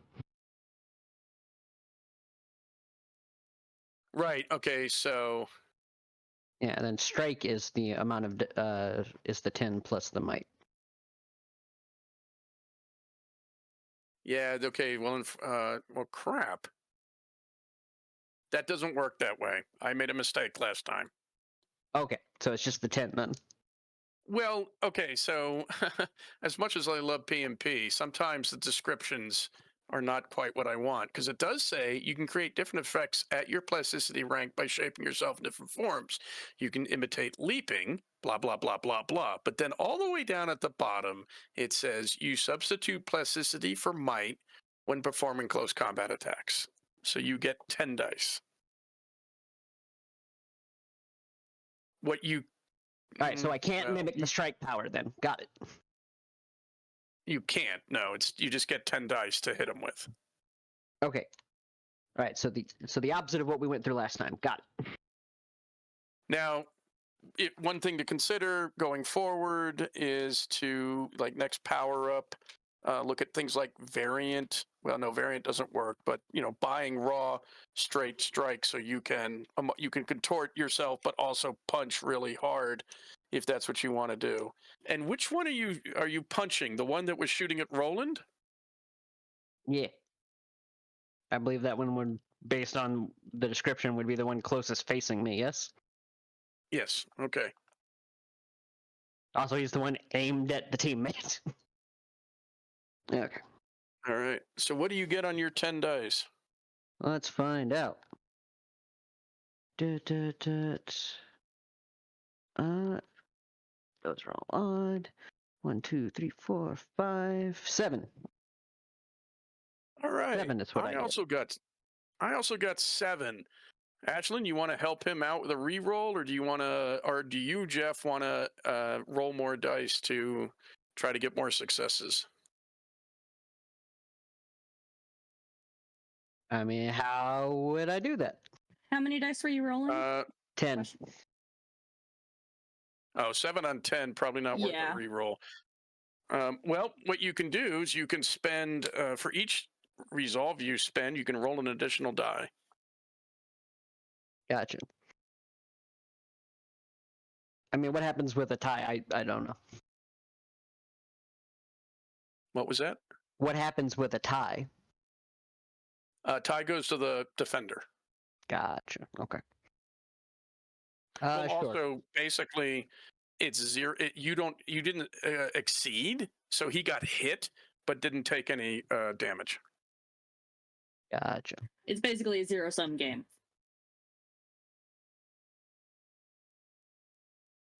Okay.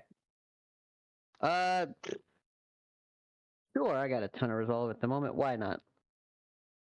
I'll go ahead Okay. and spend 2 of it to try 2 more die and see what happens. All right. That's 1 more. So that puts me Okay. at 8. 8. Well, Down to 5 resolve.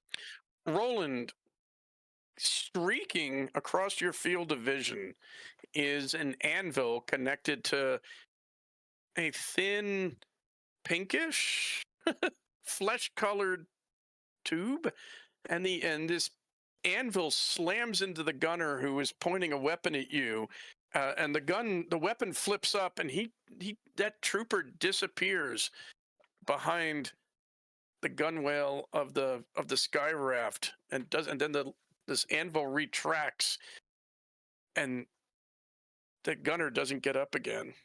Oh, hold it. Actually, if it was possible, once the anvil hit, I wanted to turn back into a hand grab and then have me slingshot back to be on that afterwards. Is that possible? To grab him?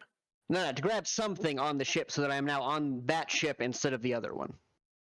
Oh, okay. As in, I hit him, That's it turns back cool. into a hand, grabs, and then I de-stretch over there. I think he's trying to mimic Swingline to pull himself in that direction. Yeah. Let me take a look here.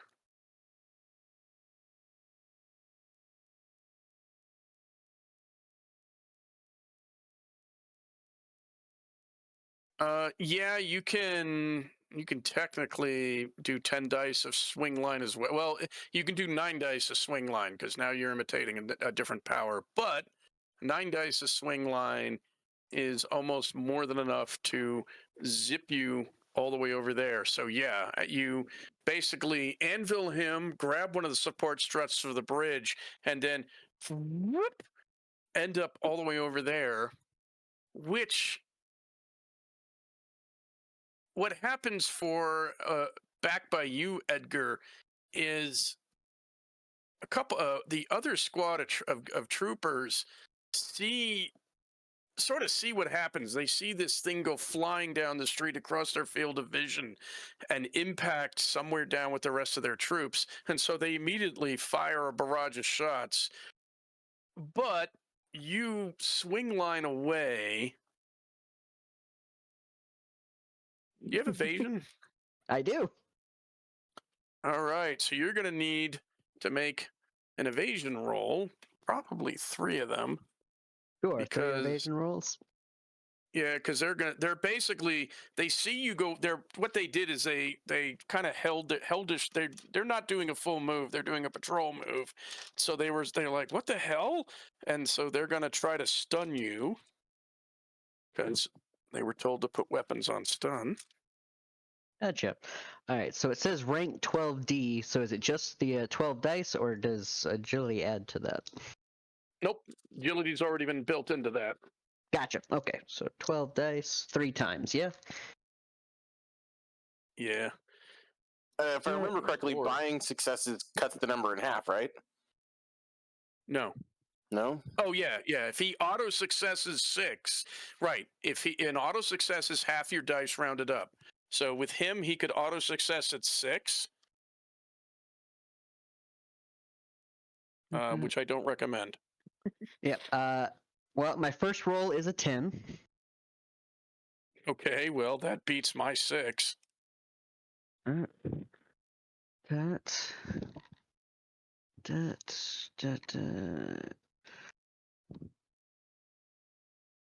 1, 2, 3, 4, 5, 7 for the second roll. Are you kidding me? I'm a cartoon Okay, what's your character. third roll? Let's find out. That.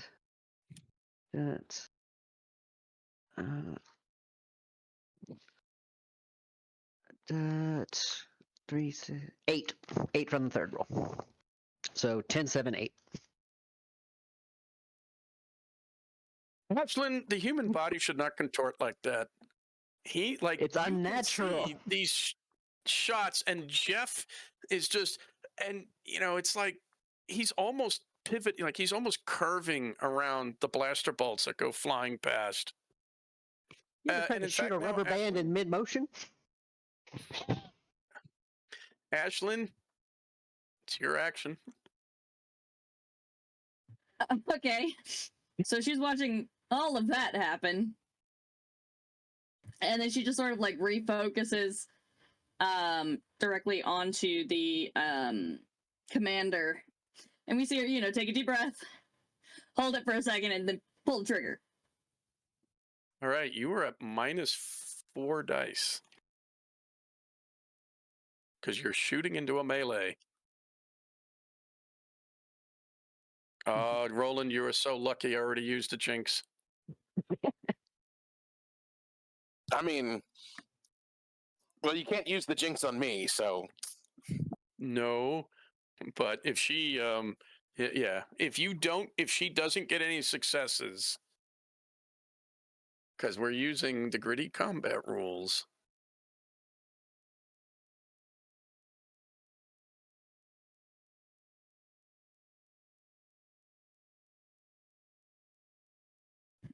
Gross. It's just one resolve to reroll my dice, yes? Yes, you don't get to leadership yourself. Oh, also, I spend a resolve and I'm gonna activate my buff, by the way. Oh, okay. What do you do to activate your buff? I mean, like, what do you call out or yell or otherwise do to get everybody a bonus die? I don't think it's anything as noticeable as that. It's just sort of an aura around her of confidence, competence that just exudes from her. Well, all of us know, they don't necessarily know, but all of us know what a rifle sounds like. She's pulling the trigger. That's one of those moments of like, all right, this is a sound all of us at least recognize, even if we haven't heard it directly. So that seems to me like that's a clarion call, at least for us, to know that stuff has gotten real. Well, yeah, Okay, but I like the it. rifle shot and the buff are two separate things. But It's still a loud noise we would recognize, though. I like that. I like that. All right. So that means everybody adds a die whenever you roll your dice. You're going to add a die. You don't get to explode sixes. Although Edgar, you were about to do a team attack, so you can. So you add one more die to your rifle, and Ashlyn, but you need to get some successes. If you don't, Dun, dun, dun. It was definitely an accident that I shot you.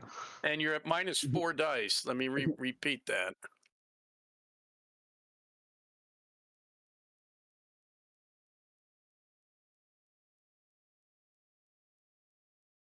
Oh, 0 or fewer net successes. Let me roll for his armor because, in fact, yeah, it's not just even if you get successes in your dice, if you don't hit him, you're going to have to roll against the captain. You're hitting I somebody. got 2. You got 2? Oh boy. I had 4 dice. Okay, I'm not gonna ask any more of them than that. Somebody's getting shot. All right. Yeah, he got 5 successes. So you need to roll. You need to make a full, no penalty attack against the captain's armor because she can't do anything else about this.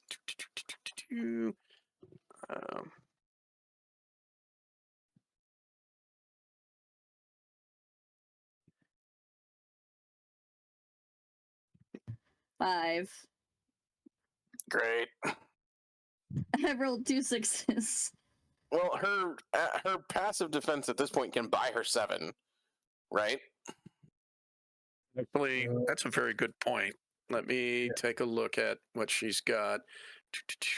Because you made me roll 14 dice, and she can buy that in half. It's 7. No, that's not her passive. That's her Oh, it's her sword active, skill. right? Yeah. What'd you get? 5. 5. Yeah, I'm not gonna. Well, I rolled anyways. Yeah, you're right. Thank you very much. I'm gonna give you a resolve for that, Roland.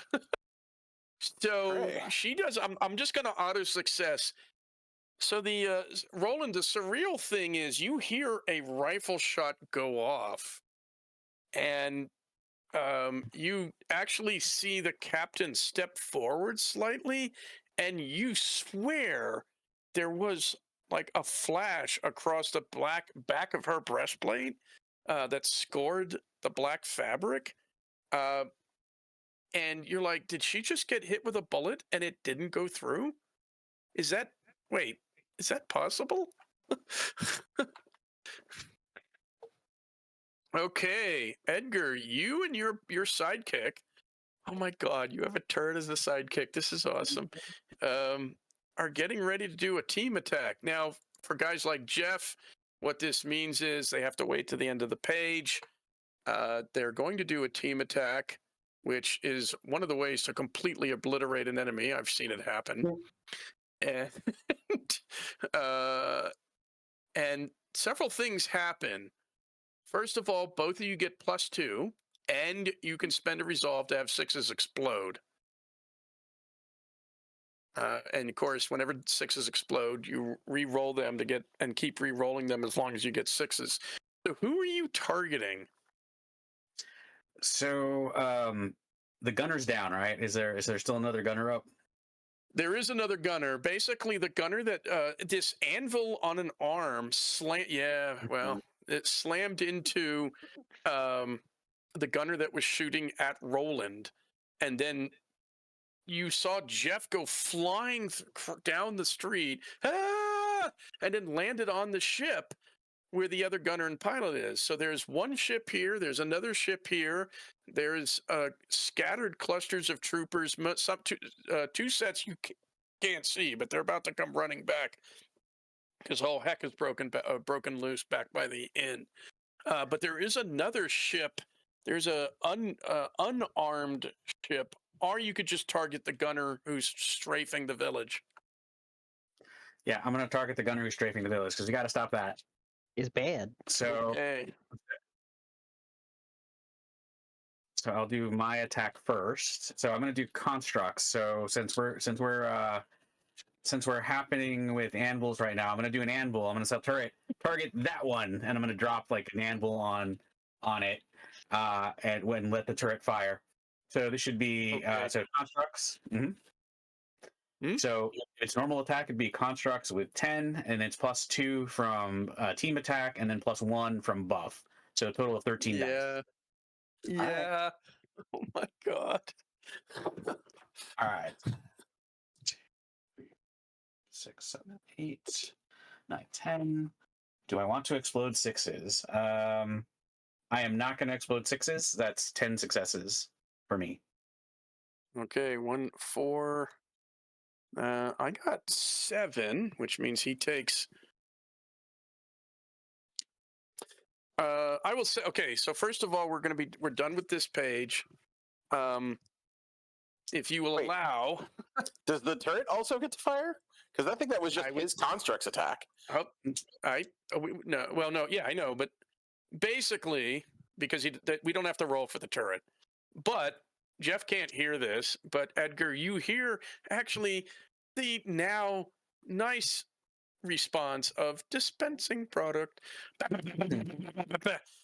And Jeff, what happens is you're standing there over this white armored lizard looking. I mean, you're like, okay, that's why Lamar looked the way he did when he came back to the ship.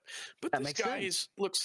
he looks like he walked out of the Aquaman movie. If you saw like the Atlantean armor, but he looks a little like a stormtrooper. He's got this white armor on and everything, and he's got gear at his. He looks like a soldier, and he's a bit battered and broke. I mean, he's not. He doesn't have to be dead. We knocked off all of his. I'm not going to use lethal damage for NPCs, but heroes have to go to negative their starting value. So he's out, and you're kind of turning around when all of a sudden this sort of semi-translucent anvil slams into the other trooper who's been strafing the area, and he goes and he kind of staggers for a minute, and then there's this spack, and he kind of does this weird dance and collapses. And I should be spending adversity, and I'm not. But these guys' rolls have been kind of meh, so I'm not even worried about it. But yeah. And that is the end of the first page of combat. I'm sorry it took so long, but we got a lot going on. There's a lot of guys. This is kind of intense. We'll see what happens. But I would like to get something to drink. We've been at this for 2 hours. Hopefully we'll wrap this fight up. I think things will go a little smoother as we go along and in further fights. But see you all in 10 minutes. 8:05. Yep, and don't forget, stick around. We have something special coming after the break if you're watching there at home. Welcome back, everyone. I mentioned a surprise, and, well, here it is. I got artwork done of Ashlyn and Freya. It was done by a pretty good friend of mine. If you're on the Discord, you've probably seen me post some of her other art before. I go to her for all of my art. She doesn't have much for social media, but I will post her Discord in the chat here, and she does do commissions. That's how I got that art. If you can't tell, Freya's on the left, Ashlyn's on the right.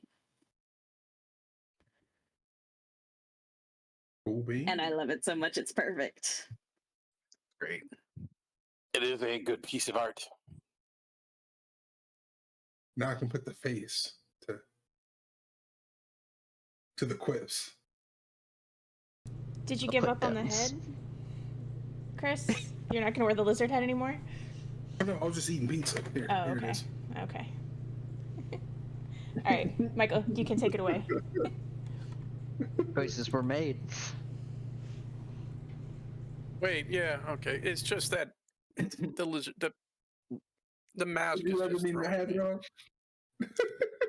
Is it throwing you off? Okay. So actually, real quick, is that the same artist who did Jack the Scavenger Bird, or was that somebody else? That is the same artist that did Jack the Scavenger Bird. There's a sketch that we have of Okay. Jack. She also Yep, did the artwork for Zara Fade in the Nocturne by Night book. She did that artwork as well.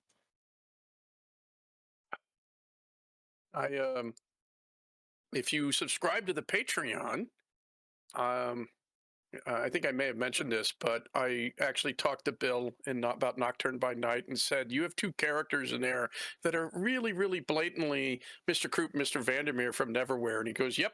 So I said, okay, good. I don't feel bad about giving you Dead Air, which is my blatant pastiche of the radio demon from Has Been Hotel.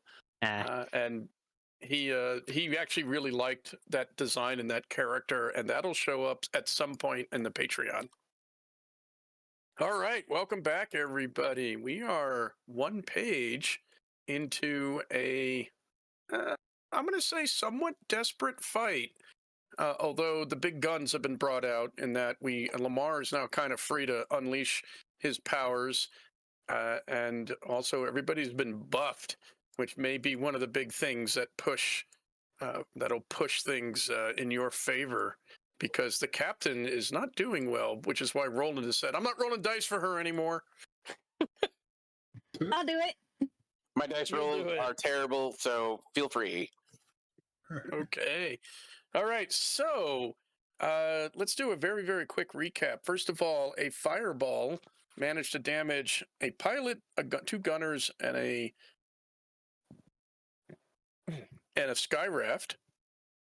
I also spent the jinx to have Lamar give a salute, which he tried to disguise as scratching his face, which made the troopers he was talking to suspicious.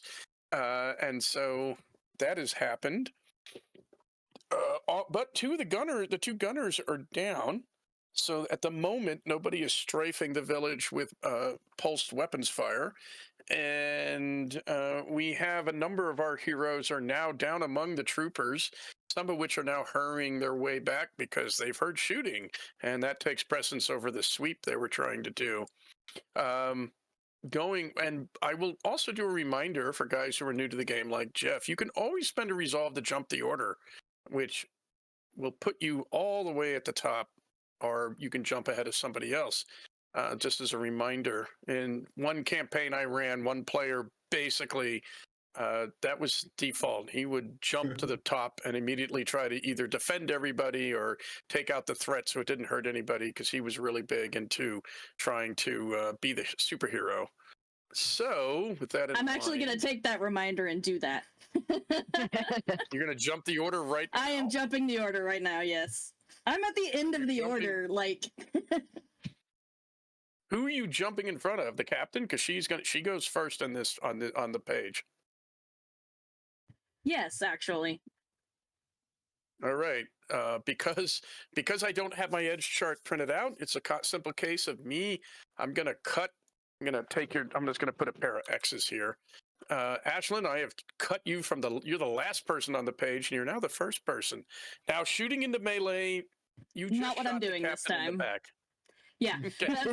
that's a part of why she's sort of panicking right now. She just realized that was the exact opposite of what I wanted to do. What am I doing? I'm not a fighter. I hunt occasionally, sure, but this is not. And so she drops the gun from her hands, and she's like scrambling in her bag, pulls out one of her sketchbooks. And the one that she had, the last one that she'd been working on that picture that she had done, the sketch that she had done of Jirani on their way back with her on horseback in her armor, and she looks at it, and then it comes to life off of the page, and drops to the ground in front of her. immediately, almost as soon as it hits the ground, full-sized grayscale, because it was just in charcoal, but full-size Captain Jirany on horseback, and is going to basically charge forward into backing up real Jirany. Okay, so it's charging down to where she's fighting the commander? Yes. It's going to pass by the troops that are shooting at Freya and Lamar. Okay. Yes. So you basically are sending. Oh crap! What is the? You're sending an aha video at down there. I can't remember the name of that song, but that's the pencil drawn music Take video. on me. Yeah, take on me. Take on me. Right? Yeah. Okay. I don't know if I've ever So, seen the here's the video. It's really good. It's one of the classics from when MTV actually showed videos. Because this is a power, it's going to get to where you want immediately because it's within the power has distant range. What is this thing? What is your animation doing? Well, it's gonna charge the commander. Okay.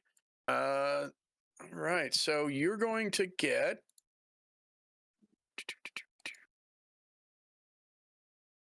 All right. So you're going to get your dice +1. Okay. So your being has 3 abilities: agility, might, and toughness. Which of those abilities are at full dice? Because the other 2 are at half dice. I think this would be just straight up might for this. Yeah, it'd be might. All right.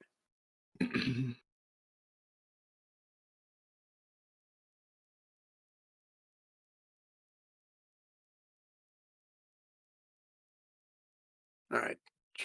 I'm just checking the power itself just to make sure I can understand what it does, even though I gave it to you. It's your job to fully understand what your power does. I'm just giving myself a quick refresher.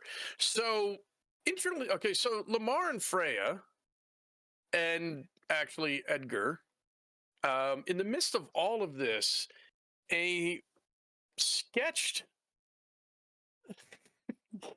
Yeah, tell me about it.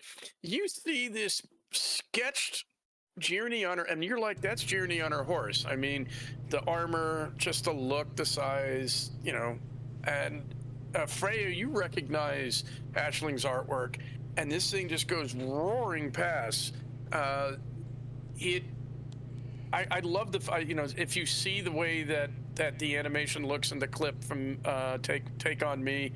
I like the idea that it looks like that. It looks like a drawing, but it's moving and shifting. It's kind of hitting the ground, so there's that clop clop noise. Sword out, and it going to come charging in, and of course the other thing, it's like initially it was leaping walls to get onto the road, and goes tearing on down. Great. Just what we needed. Another one of her.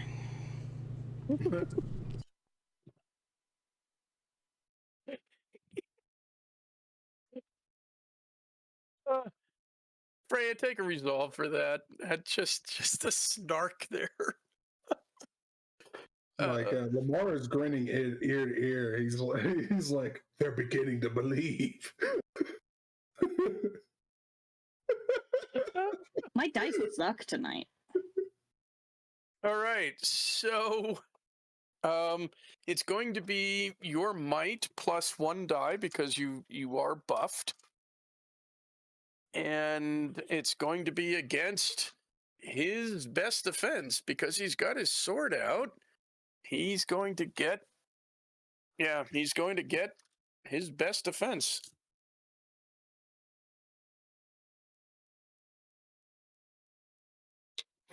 Hmm.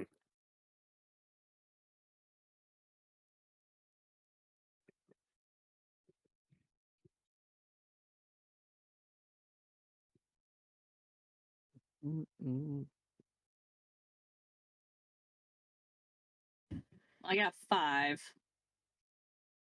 Oh. Do you 2, 3, 4, 5, 6? I got 8.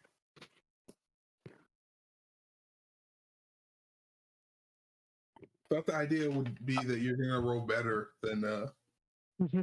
Bite me, Chris. Man, I Now, burned if through my anybody wants- resolve tonight. Now, the other thing is, of course, is if you're running low in resolve, other players can throw resolve your way to ask you to get you to re-roll that. That's all right. I've got a few left still, but I am going to spend the resolve to re-roll that. Okay. Well, I did pretty good. I got an 8. So Roland, I'm going to say, Jeff, you're a little busy, but Roland, you see this sketch of Journey on a horse come charging in, swinging sword down, and for a moment, unless she does better. 9. I got 3 9. sixes the second roll. 9. All right. I'm actually going to spend an adversity. I'm going to spend 2. I'm going to roll 2 more dice.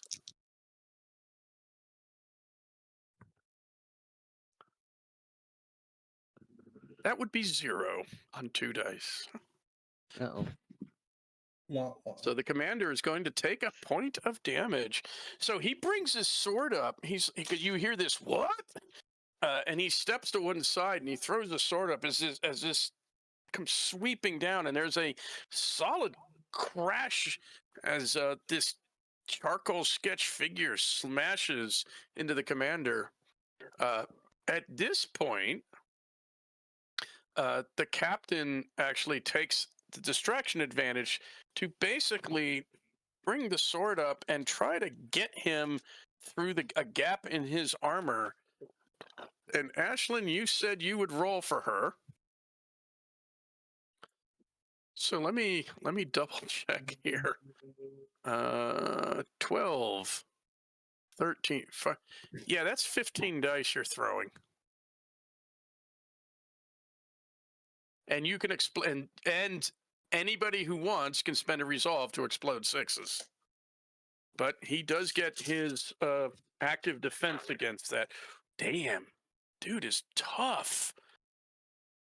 That is a pretty serious set of numbers there. 6,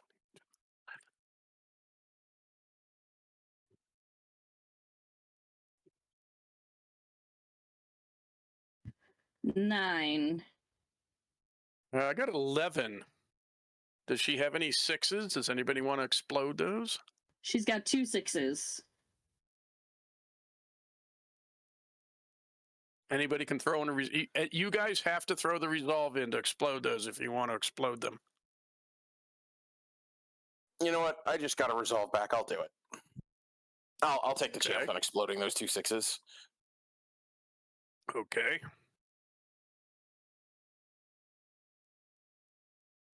Makes it 11. That's an even up. So unfortunately, that's as far as that's going to go. So this commander is really, like, she's moving very well. She's striking exactly where you want to, but a combination of his skill and that armor, he is taking everything she's thrown at him and is still standing. Lamar. Oh yeah, speaking of standing, just a bit more, because it takes all of Ashlyn's concentration for that animation. She's almost standing now on the roof as her entire focus is on that battle. Dun, dun, dun. Okay. So yeah, she's an easier target right now. All right. I'm actually going to reduce your cover slightly because you do have all right, Lamar.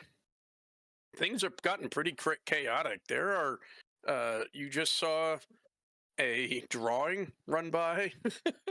You're getting shot at. You just saw Freya move in ways that you have not seen Freya move before. And she dropped some snark there too. That's not new. Yeah. But it was not. He was not the target of the snark this time. So That's there's new. that. There is that. How far away am I from the nearest skiff? The nearest skiff? The Skyraft? That's about 100. Yeah, the nearest sky raft? Yes. That's about 100 meters away. About 100 yards. All right. And then how many people are in front of me? There are 3 of these troopers who just all fired shots at you because something that you did. I mean, you thought everything was fine, but something you did made them suspicious. So yeah, after leaping and rolling out of the way, he's going to come up to one knee and he's actually going to do a sweep with his katana from a sheath position, kneeling, and he's going to be like, "Otaku breathing, first form." It's just like anime generic slash, and then just fucking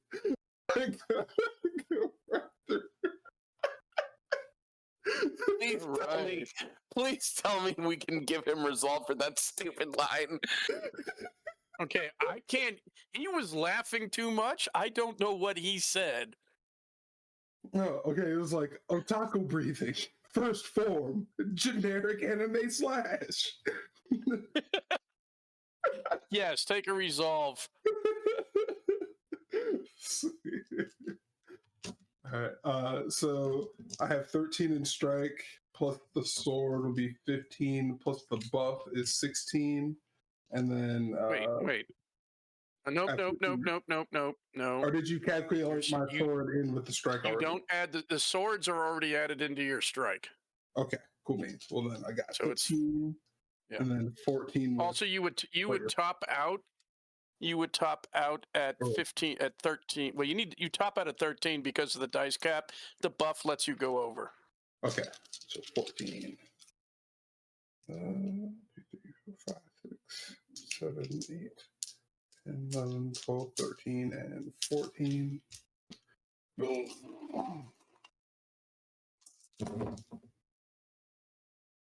1, 2, 3, 4, 5, 6, 7, 8, 9, 10, 11. 11. 11. Yeah, and that's sweep. It's the perfect time to use sweep because the 3 of them are clustered in a little arc because they're in that sort of 2-man guarding 1 patrol stance, and you got 11. Yes, sir.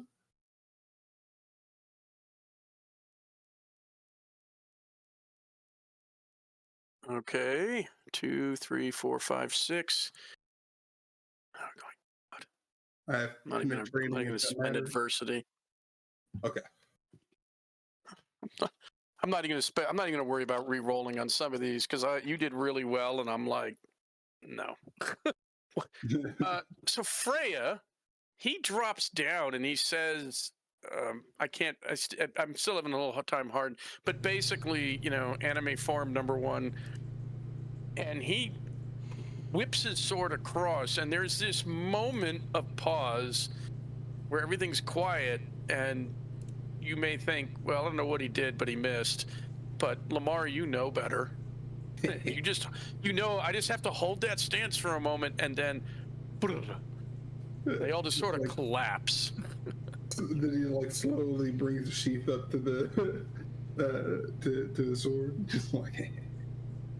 Clip of him trying to say anime breathing, first form, generic anime slash, or otaku breathing. We need that clip. So, Lamar, have you once again cut a worthless object? Oh, go monster, go. Yes, I have. All right. That's right. I can quote anime too. So after that, now you can move if you want because you still have a movement action. He's going to make sure that he's going to look behind me and make sure that Freya's all right. Is there another set of 3 behind us? There's another 3 up near where you are that are on the other side of the road from you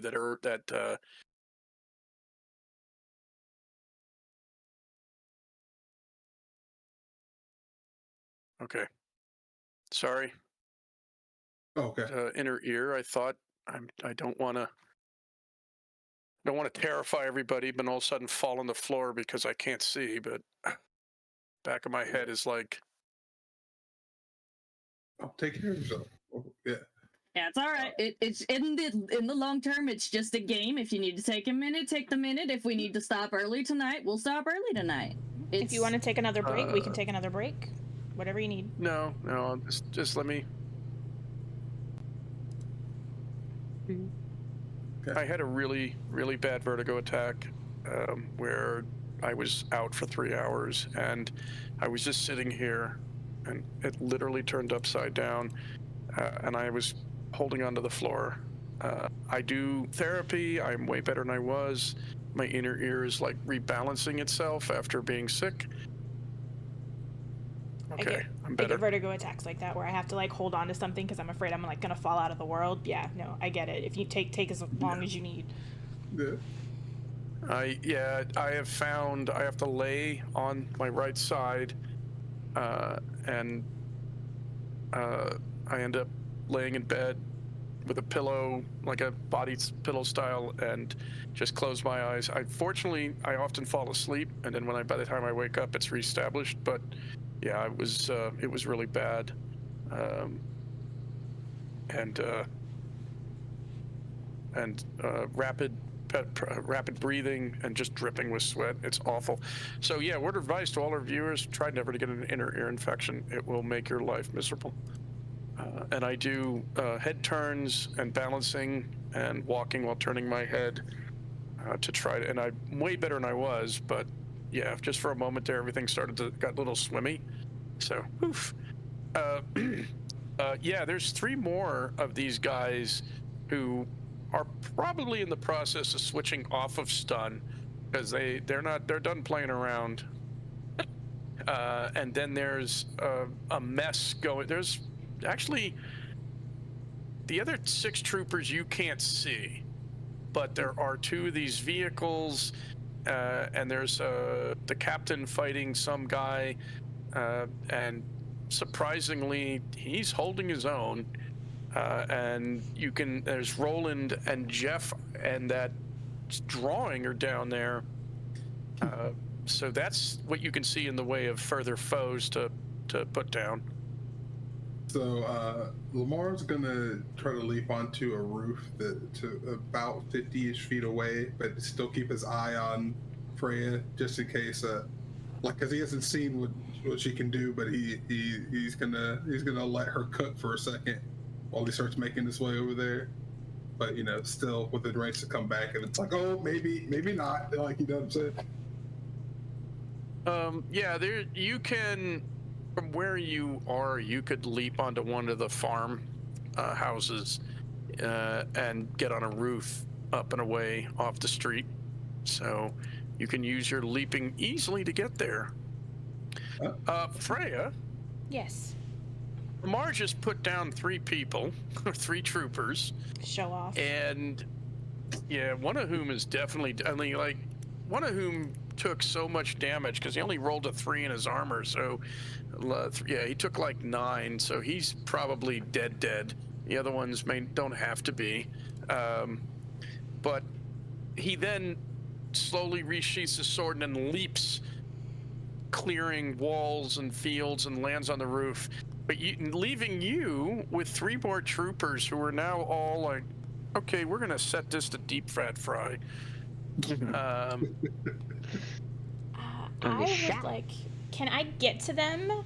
I would like to go over there, and if I can, I would like to use weakness detection and martial arts so that I can beat the crap out of them where they're weak. Or does it have to be one or the other? Well, first of all, yes, you can get to them. Okay. You can. I think you have to spend a resolve for your weakness detection to kick in. Okay. And yes. And then you can unload with your martial arts if you desire. I would like to.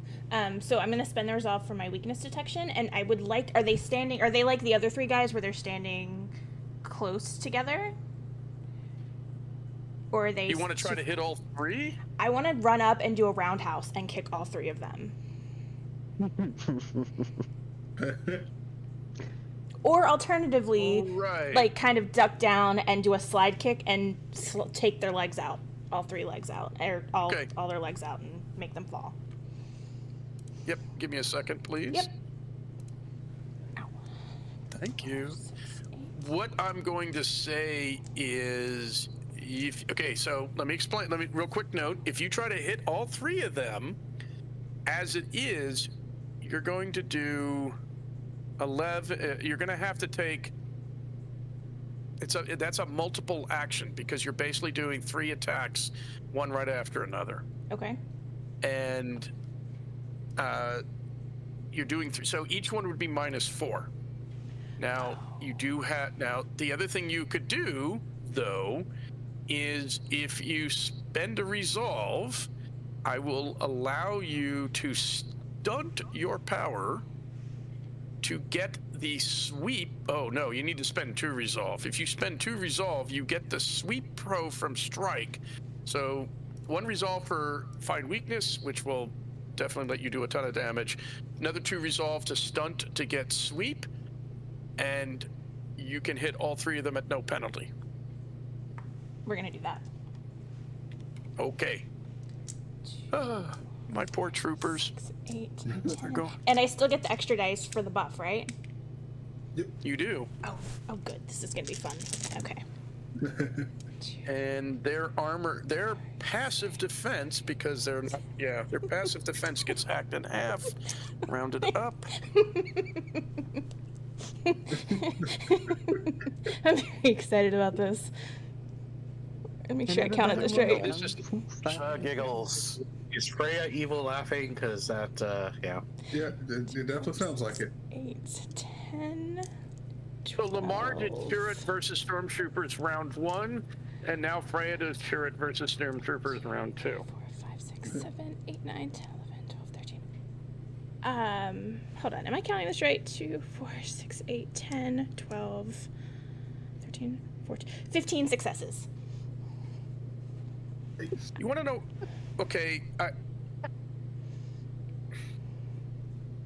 you want to know how many successes I got on 15 dice? Yes. 3. 3. Oh yeah. And you want to know? And you want to know how I got 3 successes on 15 dice? Because each set of 5 dice got 1 success. Oh, poor baby. I'm not even going to bother to spend an adversity to do anything, because 15 successes? No. Yeah. They're 9. Yeah, you chopped their 9 dice armor in half, which is why it's 5. And then you just rolled an insane number of yeah. Okay. They don't have bones anymore. Yeah, basically you got 14 successes on each of them, which is almost triple their health. Bones are a Freya, privilege. I have to ask, because was this like lethal? I mean, are these guys that broken? Yes. Oh. Okay. I don't She is think letting her frustrations out. she is. I don't think that was her initial intention, really. But after everything that's happened, I think it just she just let loose and did not. I don't think she realized her power when she went to do it. Got a lot of pent up feelings. I do. And I would say, Freya, one of the things too is that up until now, you've had flashes of ability and power, but I think as you say, the adrenaline rush, the anger, the protectiveness and such, yeah, you basically leap into action, and Lamar, you can hear their armor crunching. Like, you were probably cutting for gaps and such. No, you glance back as she does this roundhouse strike, and you can hear like this armor of theirs, which is very capable, basically cracking. from the impacts, and they go flying back a bit. Don't have to spend for knockback because it doesn't really matter, but they go kind of flying and tumbling back, and they fall with a very bonelessly. Yeah. She does stand there just kind of shocked at what just happened and what she just did. Yes, rot. He's gonna like look down and just like deal with that later. Hesitation is defeat, and then keep walking and keep moving. In fact, you know what? Because because he, in my mind, is very much a geek and nerd and such. You can hear faintly Jonathan Roberts standing, screaming, "Sweep the leg! Sweep the leg! Put him in a body bag!" And Edgar looks over and he's like, "What?" Roland. All right, so all right, so one of the gunners is down. Are both gunners down? Yeah. Both gunners are down, and Jeff is standing there on the deck of this thing, looking confused. I'm checking for the Acme fucking cargo plane that dropped that anvil. Like, what the hell? All right, one of the pilots shot at me. Yes. Yeah, the pilot of the gunship took a shot at you. All right.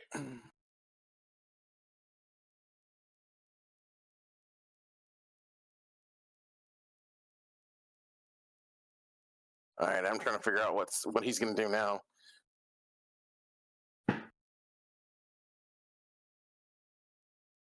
There we go. That's what I was looking for. I get it. I know what he's going to do. He's going to look at him and go, he's going to say, "What's this?" He's going to dig into his pocket, like holding his staff. And then he's literally going to pull out what looks like a pair of cherries, but they're all 8-bit. And he goes, "Ha ha! What's this? Cherry bombs!" And then he's going to pull back and throw the bombs at that pilot. Okay. Is this just a straight blast? Yeah, it's just going to be a straight blast. All right. Oh my God.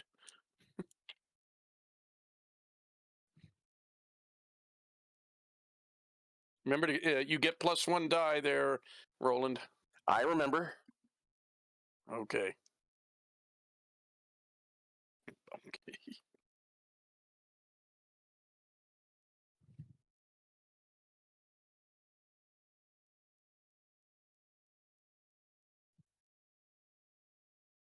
I think I need to stick to quoting cartoon movies. Because I got 8 successes. Oh, yeah. Got 9 in my armor. Oh, no. Of course. Well, I doubt I'm going to be able to beat 9 if I spend a resolve. So I'm going to leave the attack as a failure. Okay.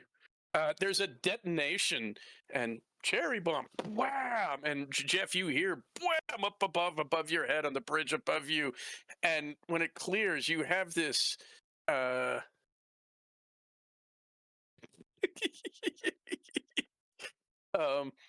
there's you see this trooper just glaring at you, and then he kind of brings the gun back around. Yeah. Roland. All right. The commander basically, actually, the commander, not sure what this thing is next to him, kind of bellows, "I will deal with you later. Because first you die," pointing at the Captain Journey, the real one.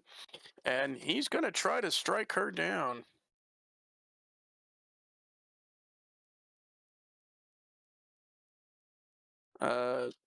Whoever rolls for her, though, is rolling that, 15 dice?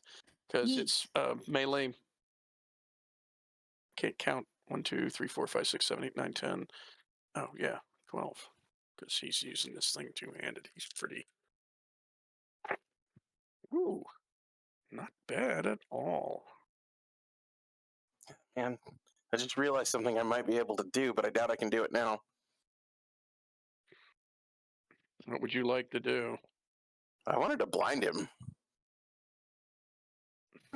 Yeah, you kind of you went with well. I think I went it with the goes cherry again. bomb's fine. I got Okay. 12 successes for Journey.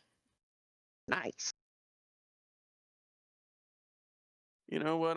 I got adversity to burn. 4, 5, 6, 7, 8. Oh, fuck that. Ugh. Nope. Because she can also explode sixes.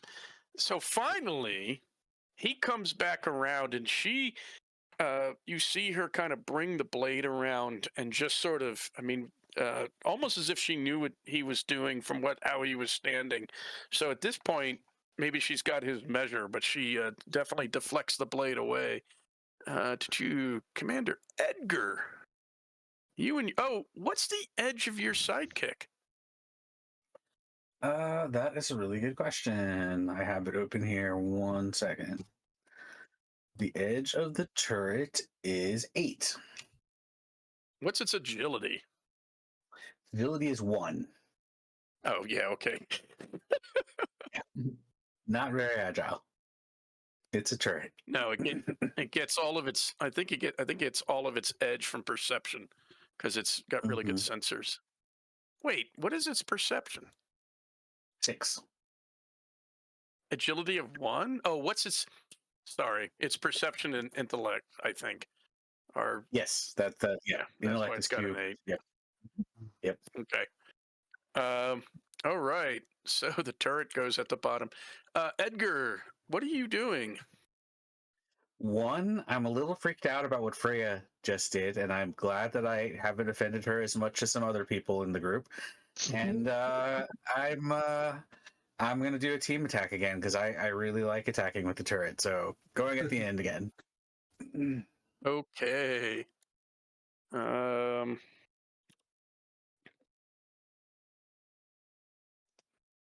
Also, the drawing's very cool. But, yeah. uh,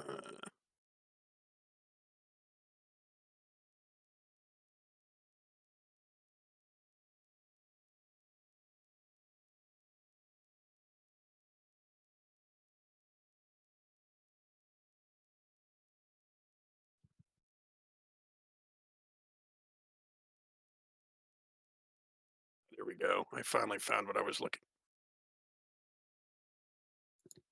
Find what I'm looking for, and I just closed the wrong tab. Yeah.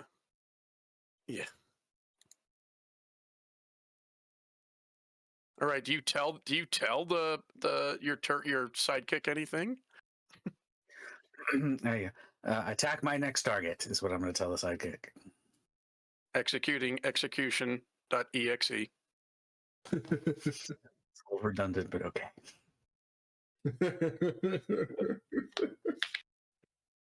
I love how it's executing an execution file.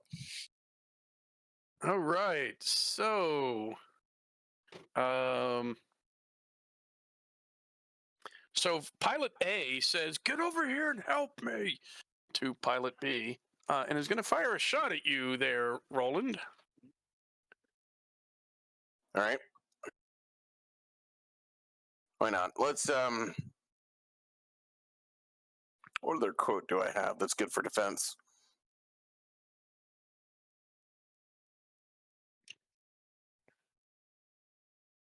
Not in the face, not in the face. Oh, no, he's going to say, "Can't touch this."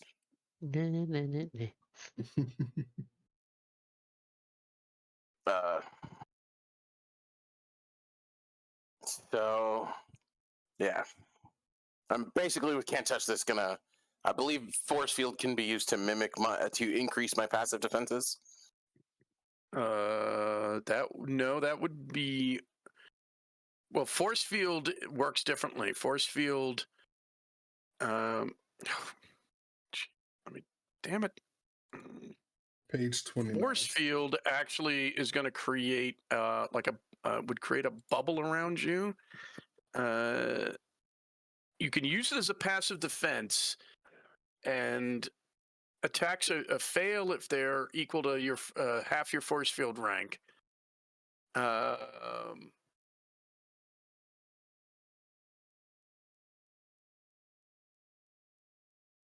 Yeah, and I can do So one of the 9 ranks of force field currently.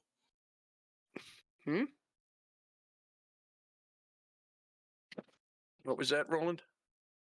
I can do currently 8 ranks of force field. Okay. Yes.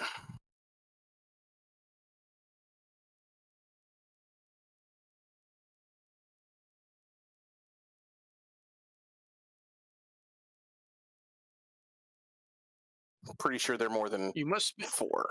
spend an action to activate this power. Oh, okay. Then I guess I'll just end up.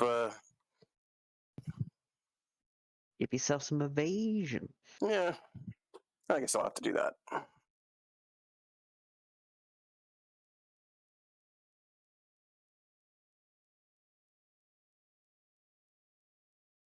Yeah, that's going to probably work out better because it's 1 hero point for 2 ranks, and I basically have 8 hero points to expend. Okay, you are subject to the dice cap, which is currently 13, so you can top out at 14 with the buff. Yep.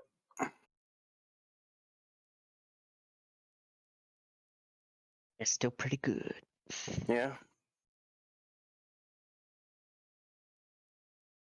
Well, I got 6 successes on my pistol shot. Then I'll just buy successes and take 7. I am 'Cause I'm at going to 14. be a dick and spend one adversity to see. You know what? I'm going to spend 2 adversity to see if I can get some successes because I need 2 to get past. Okay, well, once again, nothing on 2 dice. I can't even roll average. Hooray. I swear. Okay, so that was the pilot. Let me take a quick look at our map. And there are 3 troopers running back from the temple, which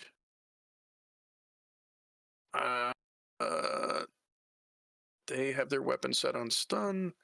And then there's 3 troopers coming around the inn who also have their weapons set on stun, although they may switch in a moment. But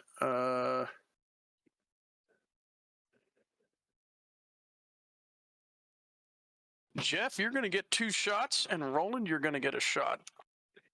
Oh, we shot it. All right. And get a +1 from the buff. Oh, I forgot about that pilot, but I know what he's going to do.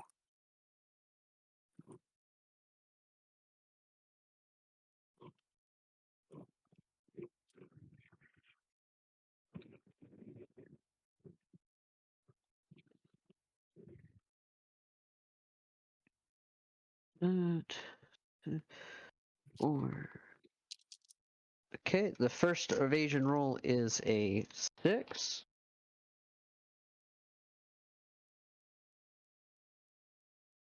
Right, black is Roland.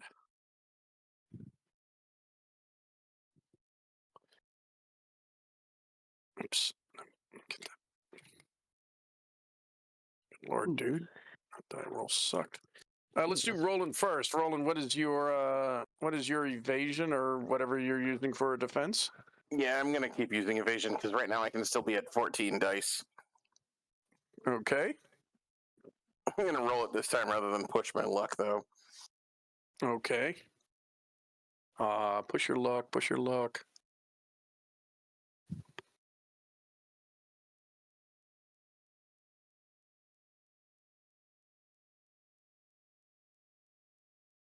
Oh, you know what? The commander has been yelling, "Put them down!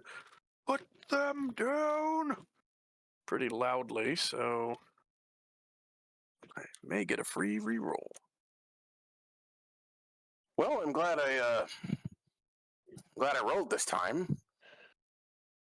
What'd you get? 13 successes. Well, Did you hear me? I'm gonna give Catch this. I'm gonna give this guy a free reroll because guess what? The commander has leadership. that would have been a good re-roll. 2, 3, 4, 5, 6, 7 successes, but you got 13. So you basically, another energy bolt from a different direction goes whipping on past. So now we go to Jeff. Jeff, what was your first defensive roll? 6. 6. Mm-hmm. I got 6. Hey. I am also, because I'm going to, basically the commander's been bellowing, shoot them. I'm going to go, he's going to get a free reroll on that. Oh, no.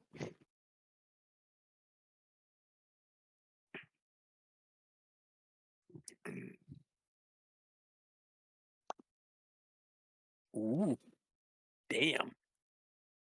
That is 8. Oof. All right. So that means I take 2, if I understand correctly? I was gonna say, can he spend? Okay. Can he spend resolve to get more dice? Yeah, he can Yeah, I'll either take the- re-roll that or add dice. I'll take the 2. Okay. Now let's. I got a 4 on my next attack, so you need to roll another defensive. Second one was a 9. 9. Yep. Well, Rolled I'm better getting for a that free reroll. Yeah. I'm getting a free reroll, so I'm going to put an X that these guys have gotten their rerolls. So I'm going to roll again. Might as well. So he got a 4. 3.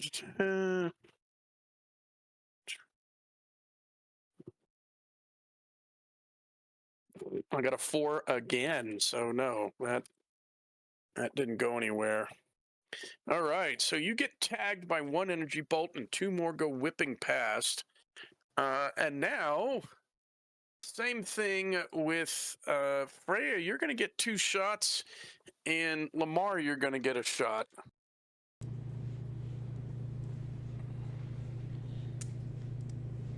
Do I get the extra dice to roll with my evasion or no? Yes, you Okay. get that. You get that bonus buff die with everything that you, every time you roll dice. So many dice. 13.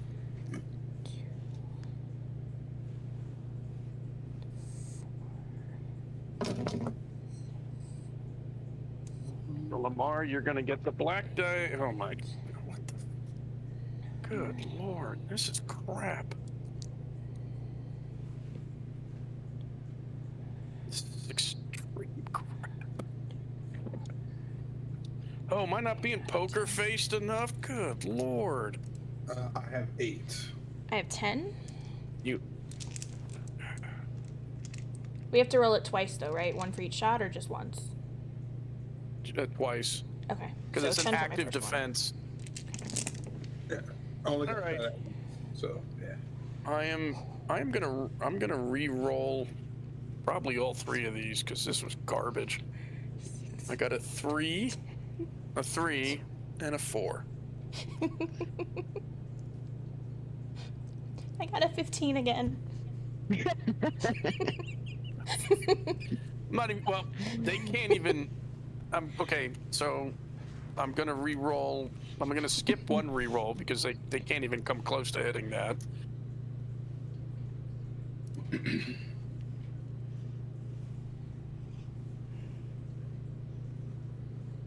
All right, Lamar. My re-roll netted me 2, 3, 4, 5, 6, 7. Ooh. And you got an 8 on your evasion.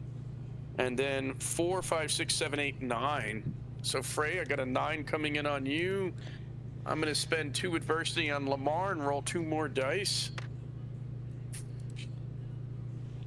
2, 3, 4, 5, 6, 7, 8. Nope, tie goes to Lamar. Don't do anything to him. And then 9 to you, Freya. Yeah, my first roll was a 10. My second was a 15. All right. So I basically said no way on the 15. Oh. I'm going to spend 2 more adversity. Now I'm starting to run out of adversity. Okay, I would like to point out that I have bought 2 dice 4 times. 3 times they have both come up blank. Roland, I feel your pain. Yep.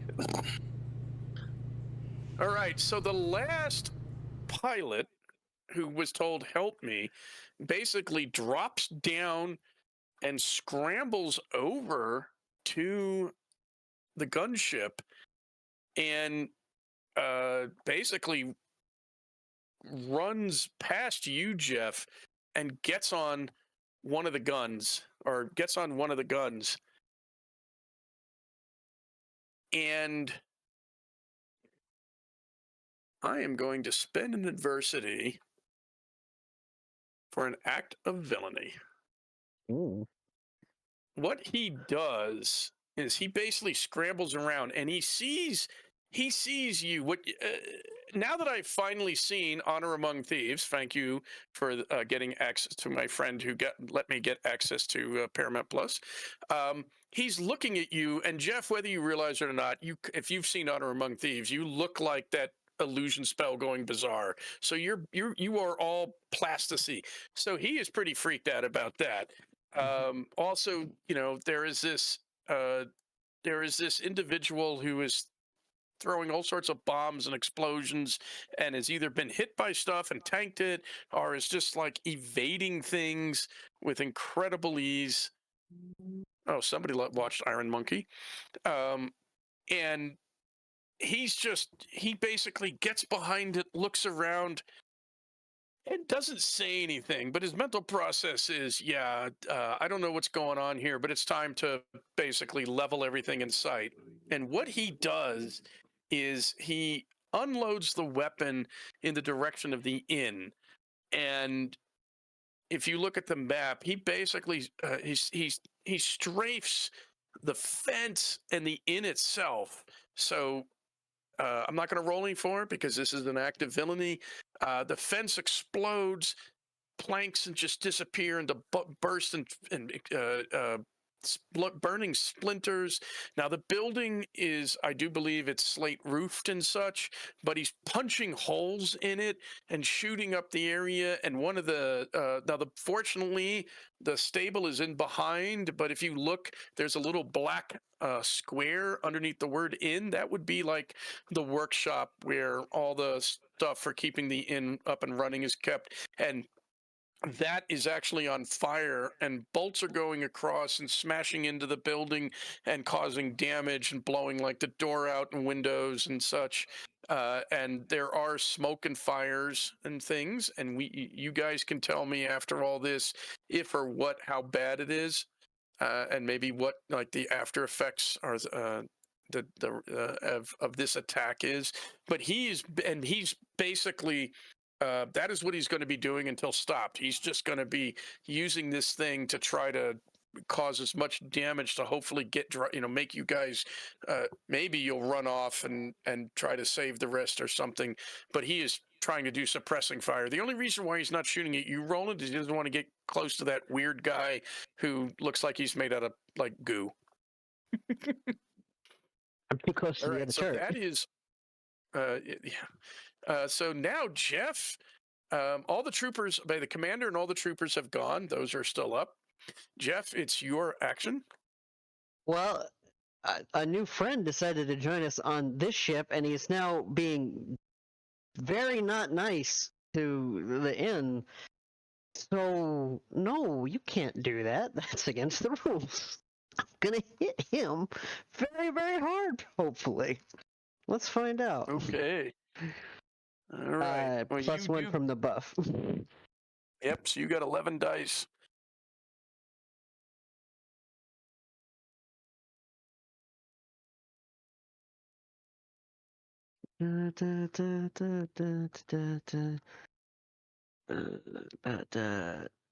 Nope, that's an even. Okay. That is 9. All right.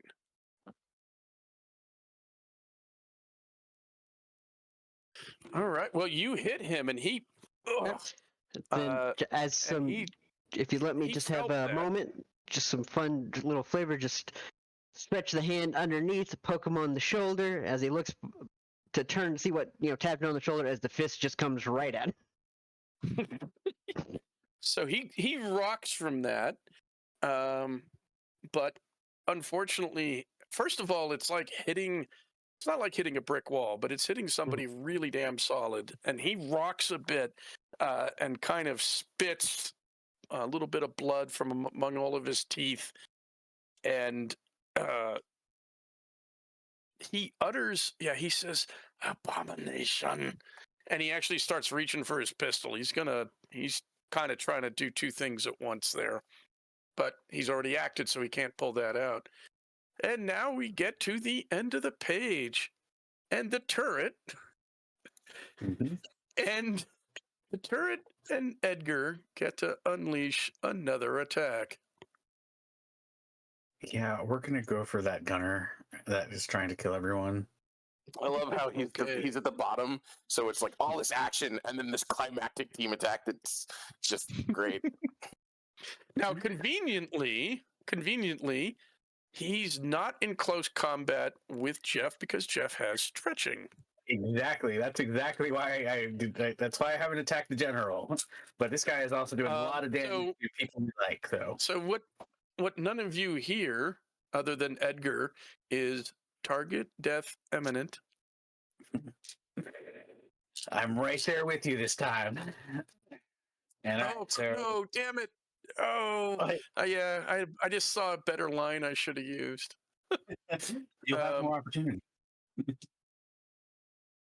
All right, so I'm going to roll my dice twice because he does get his passive defense. Oh, no. Team attack, he only gets his attack once.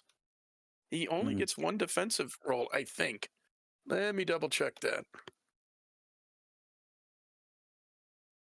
By the way, the other thing I would recommend for everybody to check out are combat stunts, because that'll drop a character's dice for everything they do, and this can get absolutely bananas. All right. I have 4 6s, essentially.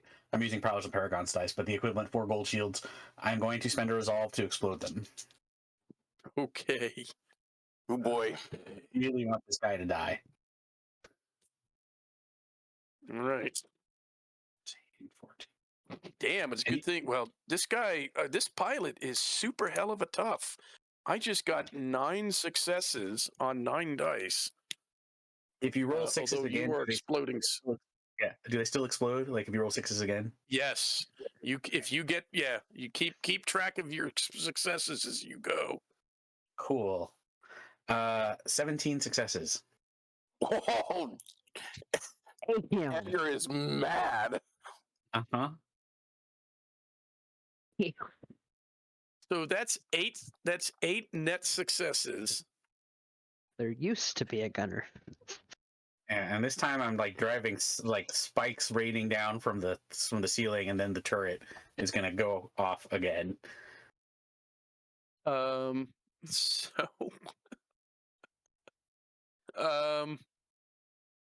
Yeah. Oh yeah, it's perfect. That's exactly what he says. So you don't have to roll for the turret. He just adds into the attack.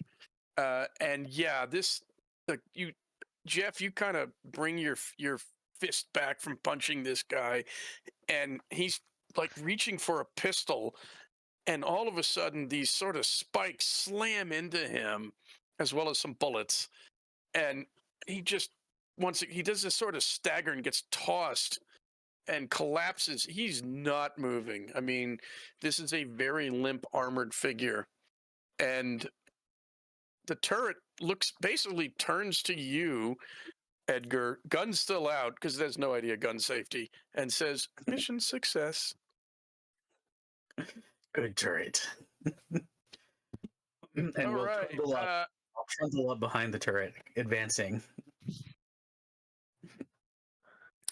Well, Ashlyn just stepped away, but she's managed to push herself to the top of the order.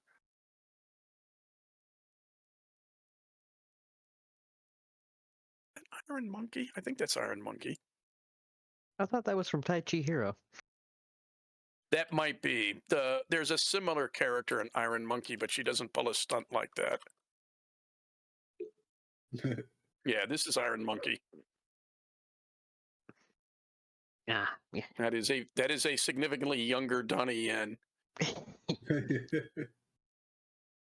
And Donnie Yen is I love Donnie Yen, and he's awesome in action films.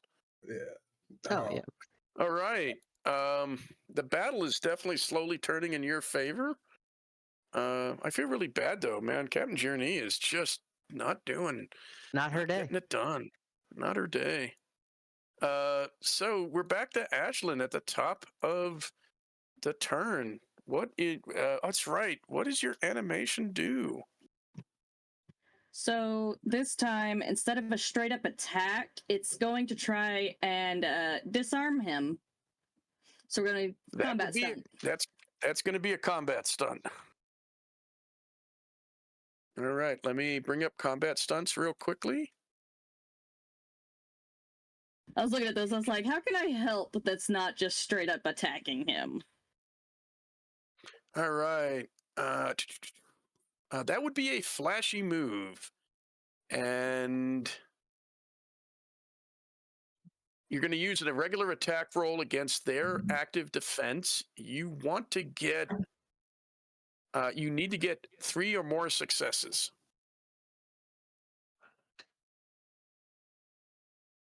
Now, their active defense means, and it's going to be their sword skill against your.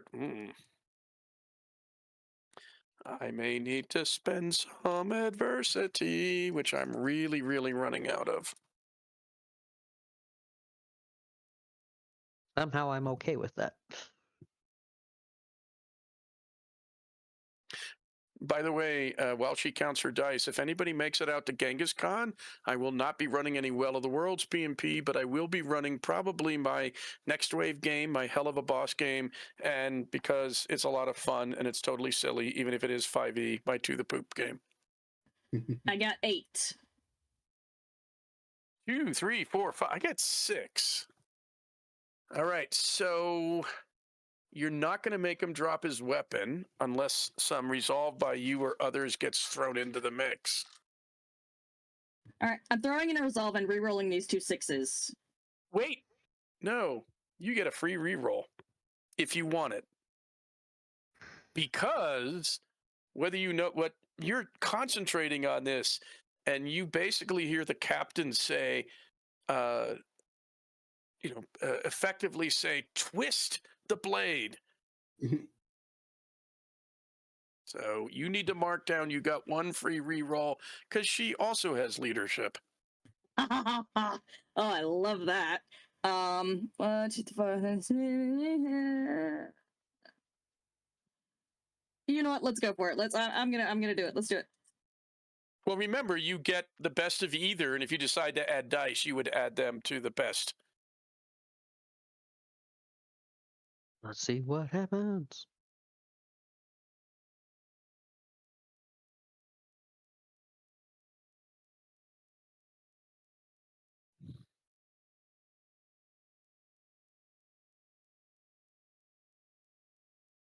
Eight.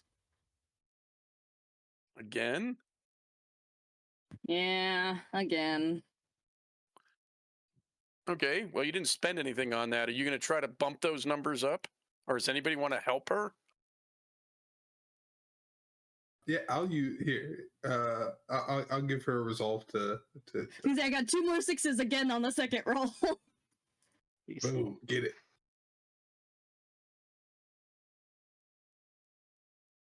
I now have 6. 9. I got 1 more success. All right, I'm actually going to save my adversity because I can always do some misfortunes and getaways.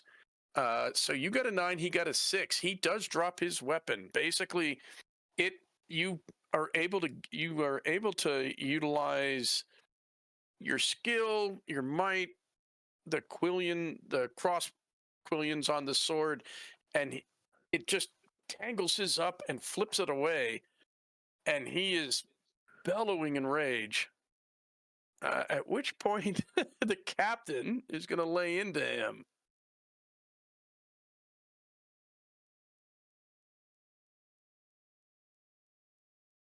We should, in fact, she totally get Elizabeth to roll for the captain. She's been on fire tonight.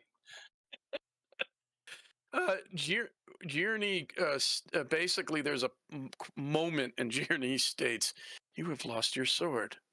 Pity. I have not." And yeah, she's gonna unload. That's gonna be 15 dice on this guy.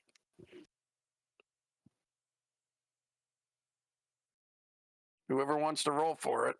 Oh, I got this. God. I should have spent my adversity to not be disarmed.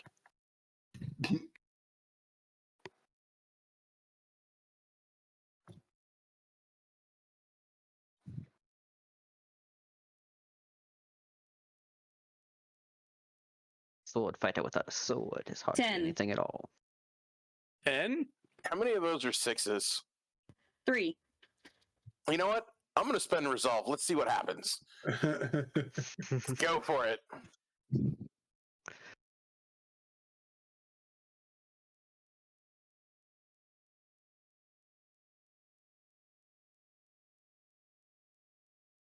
Total of 14.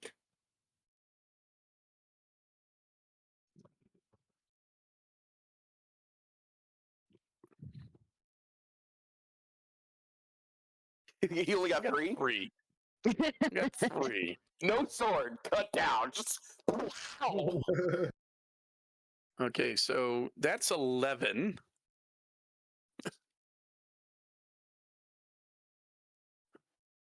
So, who can see this effect? Who's like really easy? So actually, Jeff and Roland, you would see this. Freya and Ashlyn is concentrating. Freya and Lamar are kind of busy, having just defeated their opponents. Edgar, you kind of can see this, but at the range, you're not sure what happens. But basically, the sword goes flying, and she steps back, and it looks like she's going to swing at a baseball. She's almost got a baseball stance. So the sword is back across her shoulder, and she steps and angles her body for a moment, and then just whips the blade straight across. And up until now, the sound effects have been the clang of weapon on weapon or the crunch of weapon on armor. And there's no noise for a second, because that is a ton of additional successes. And you see the commander step away, and he takes like another step, and his hands come up to there, because there is a gap, because the breastplate comes up to about here, and the helmets are like American common military helmets. So they don't, unlike stormtrooper helmets, they don't cover the whole face. But his has a visor, but so he's like Cobra Commander, actually, if you think about it. And he puts his hand up to that narrow spot right about here. And as he does, that head topples away and it crashes to either side. If you're going to explode 6s there, Roland, I'm going to give you your money's worth. Now, granted, Jeff knows nothing about this individual, Not a very thing. little, but the rest, like Roland, she's always been like reasonable, kind of soft-spoken, and Lamar was like, well, she's too nice. She's too good to be true. You now are like, Oh, no. that was just a blur. She has been calm and soft-spoken and has carried herself the entire time like somebody who knows what she's about. So he's not surprised by this.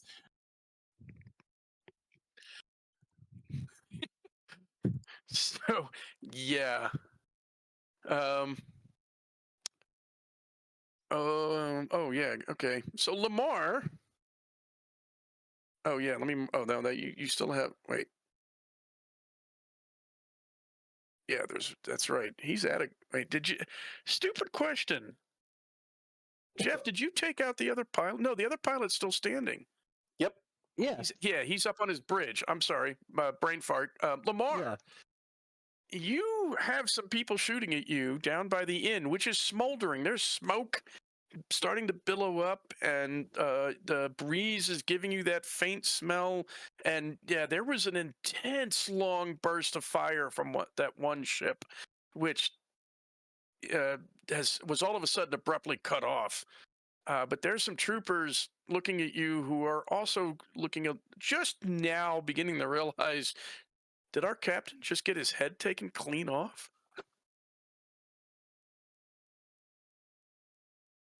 Your fallen. Now your leader.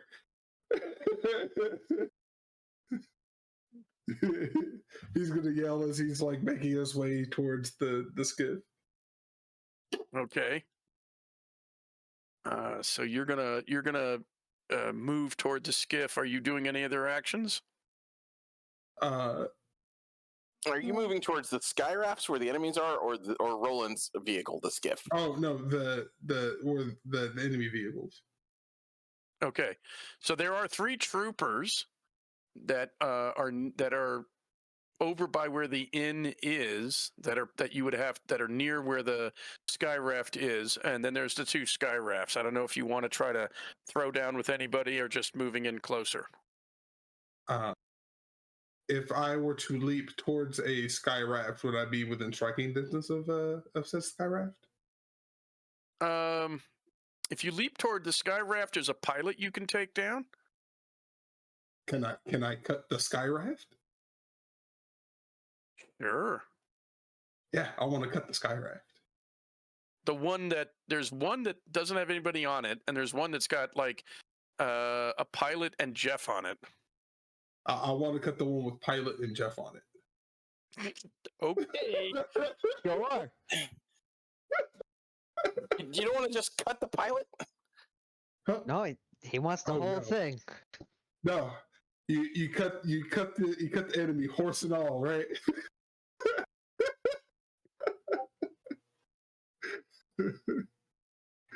As you do it, he's Great. like, Now "Attack with breathing. Ultra Tiger Hunt!" As he's coming down. I have to give him a bandit encampment broadsword. Oh, you're numbered. You're numbered wrong. You should be version 3. There we go. Oh, it's your geez, your strike is already penetrating. Yes. Good God. I need to throw evasive. Well, now I want you to remember, Lamar, that penetrating only counts against passive defenses. So if you fight guys sword to sword, it's not going to mean as much. But it does let you cut through walls and ships and stuff.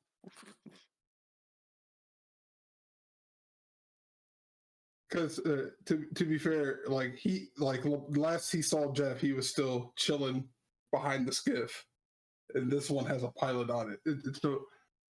Why chop a boat with no dude, right?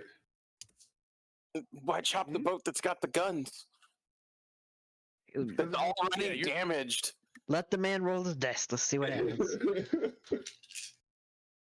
So you're chopping the one with the guns with Jeff on it. So Jeff, what you see is Lamar making this incredibly long leap through the air. I think he's got 2 or 3 swords, one in his mouth if he's got doing the full 3-sword style, lands, and there's this flash.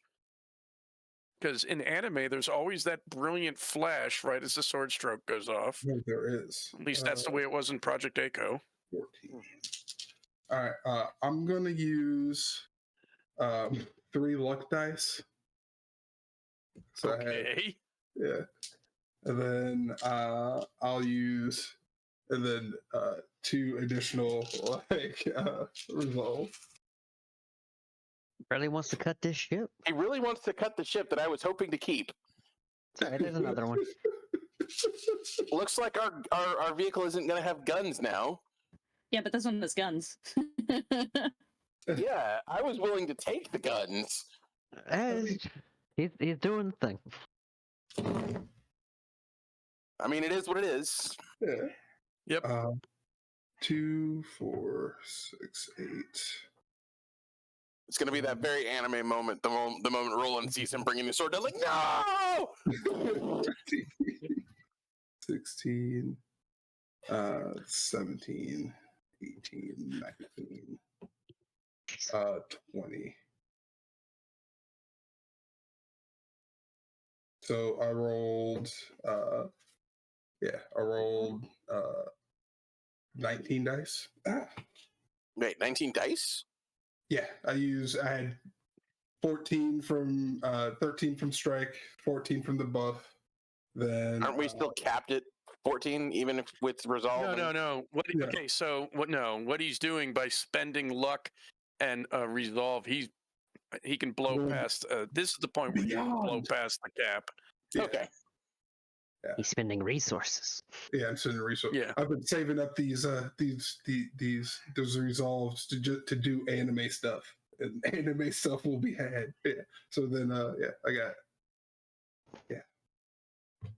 20. 20. Yeah. 1, 2, 3, 4, 5, 6, 7, 8. 8 sixes. Jeez. Yeah. Well, that beats my 5. By 15. And you know what? Because first of all, we're getting toward the end, and it also plays into because Roland is like Roland sees this, and he just blurs, and there's a moment, and then Jeff, the entire deck under your feet shifts as with that, the whole thing splits in half and collapses to either side. He's cut it clean through, and the pilot just drops in half, cut clean in half, and the whole and Roland, you're like, oh look, we've captured it in one. Because I'm gonna say, you know what? I'm gonna spend one of my last adversity. Because while the jinx didn't quite play out, I'm going to throw a misfortune on you there, Roland. And yes, he has cut this thing. So it's in 2 nice, cleanly cut pieces, but he just chopped your ship. You've got raw materials, but yeah, he cut it clean in half. Okay.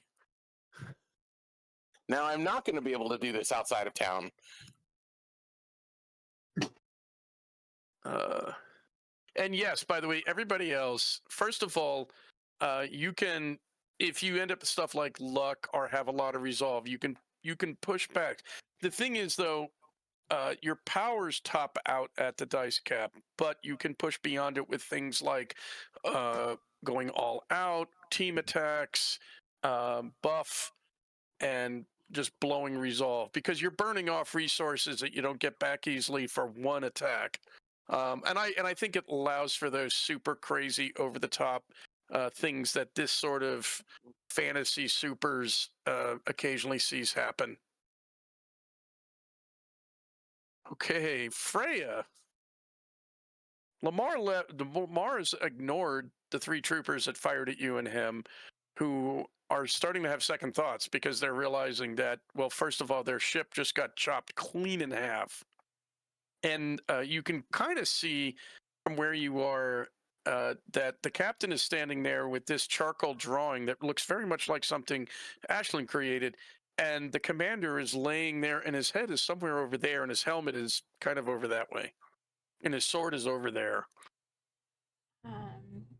The 3 that were shooting at us, how close are they? Close enough for me to get to them in a turn? You don't have any extra running, do you? No. All right. The nice thing about the abstractness of PMP is that the answer is yes. You're not in a race. You're not leaping an immense distance.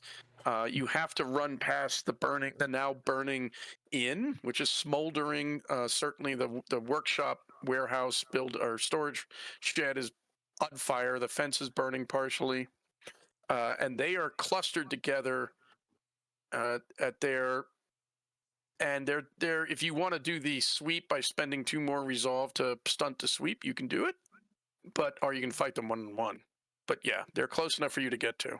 I want to do the same thing I did last time, so I'm going to spend the resolve for weakness detection, and then I'm going to spend the 2 to do the sweep, if I can. Wait, hold on. Okay.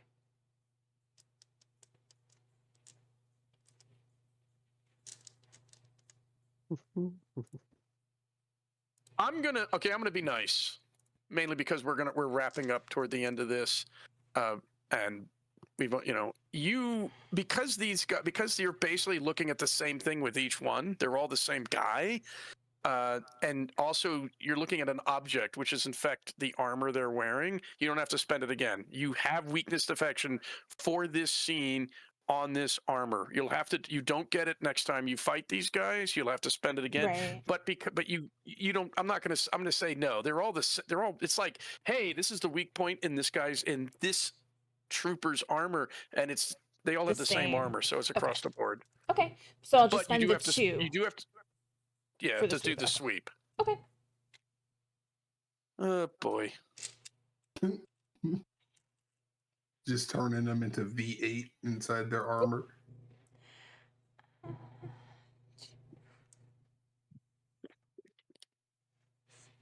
5-point exploding heart technique. Not quite as good I this time. see. I think the visual is Freya leaps over there, and there's a cloud of dust, and then when the dust settles, there's like a bunch of guys just out cold.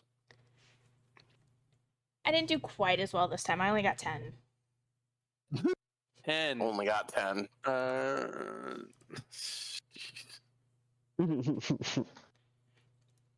Should be using. I'm gonna roll crappy for the next week and a half after this. Good to know.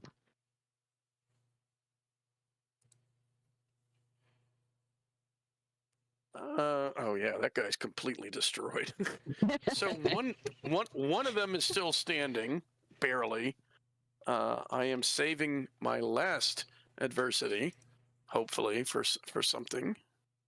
But yeah, you leap in and once again, wham! And one of them goes down. One of them is just wrecked, and one of them is kind of standing there, just head spinning. Jonathan Roberts. Well, he's not going to do anything. Oh, I can take this guy out. Boop. I can take those guys out. Okay. Wow. The edge chart just got a lot smaller. Roland. Lamar just destroyed your ride. Well, your intended ride. There's another one, but it doesn't have guns on it. Yeah. Not much I can do about that now. Their captain's dead. The pilot's dead. So nobody's close by me at the moment, correct? Or wait, Not there was a really lot of guys who close. was shooting at us. Yeah, they're starting to bug out.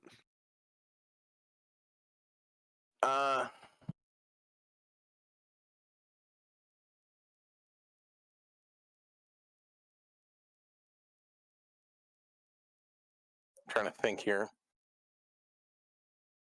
Those guys are starting to leave.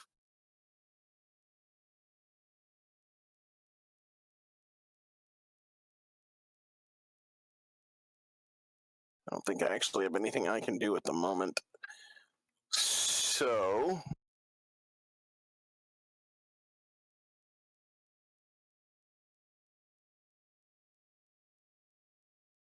yeah, I'm gonna go ahead and have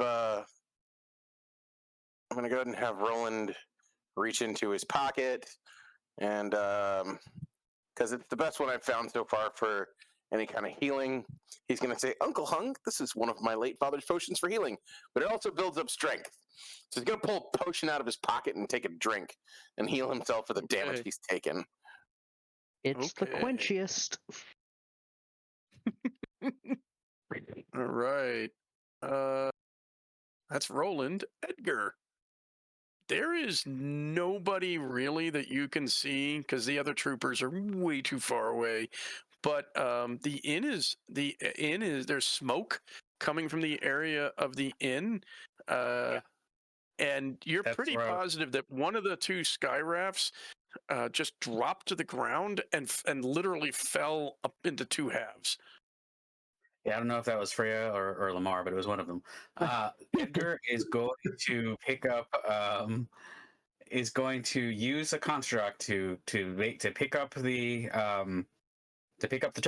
turret, and then he's going to use the so he's going to use the power twice, and then he's going to use the Omni power version to do a slide, basically a flighting slide to get to the inn. So he's gonna go to the inn to see if there's anything that he can do to put out the fires. Essentially, heck, he'll even use the power. All right. Yeah, actually, and is it on fire right now? Yeah, that was an act of villainy. So the inn is burning.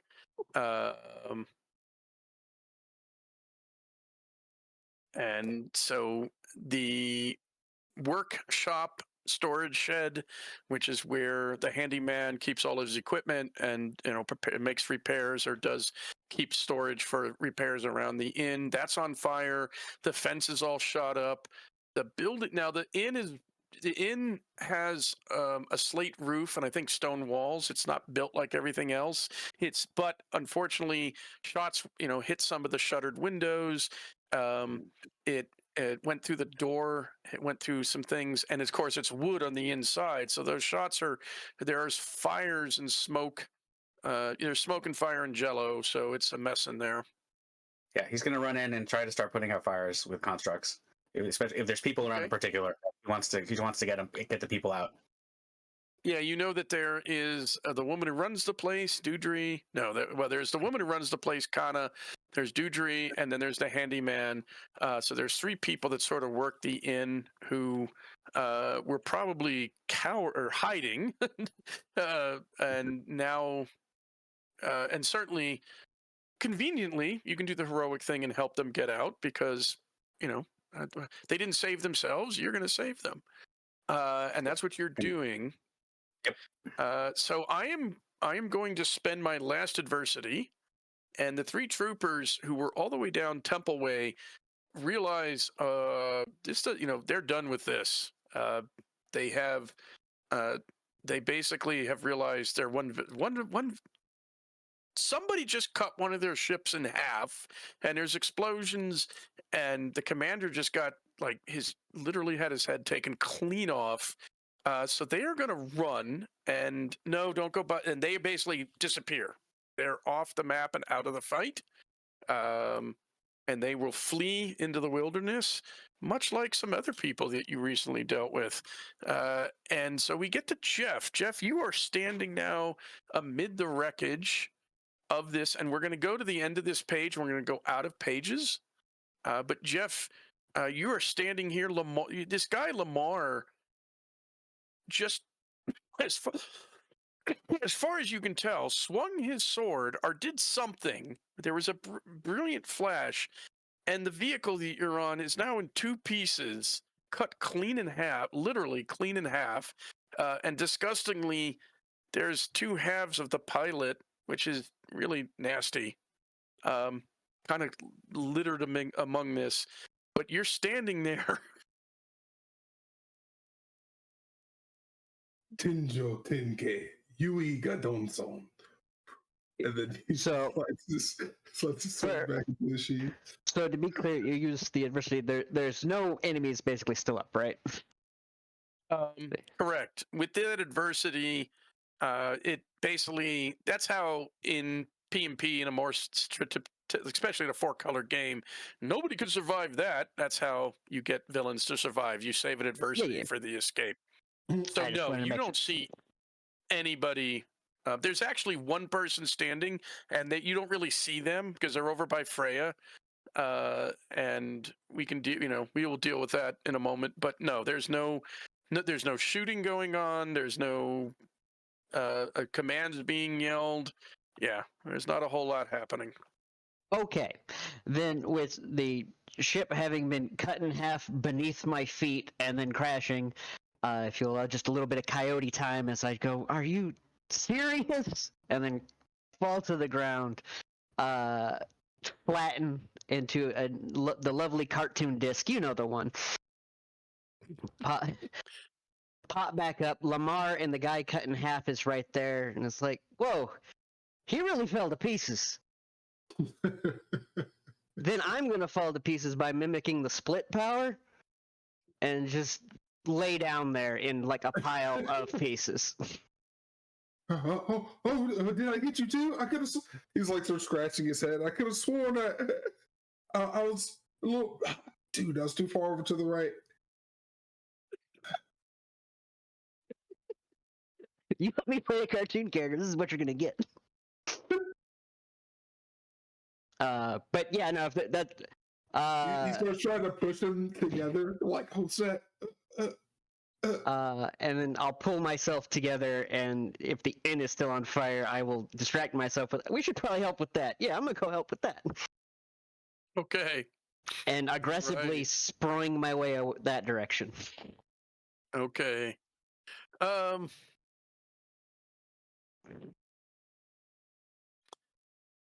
Edgar, the turret turns to you and states, "Enemies have admitted cowardice." You did a good job, turret. You can stay in defensive mode for now. No more active targets. Okay, let me see here. Oh, thank you. Sentry mode activated. That's not what he said. Close enough.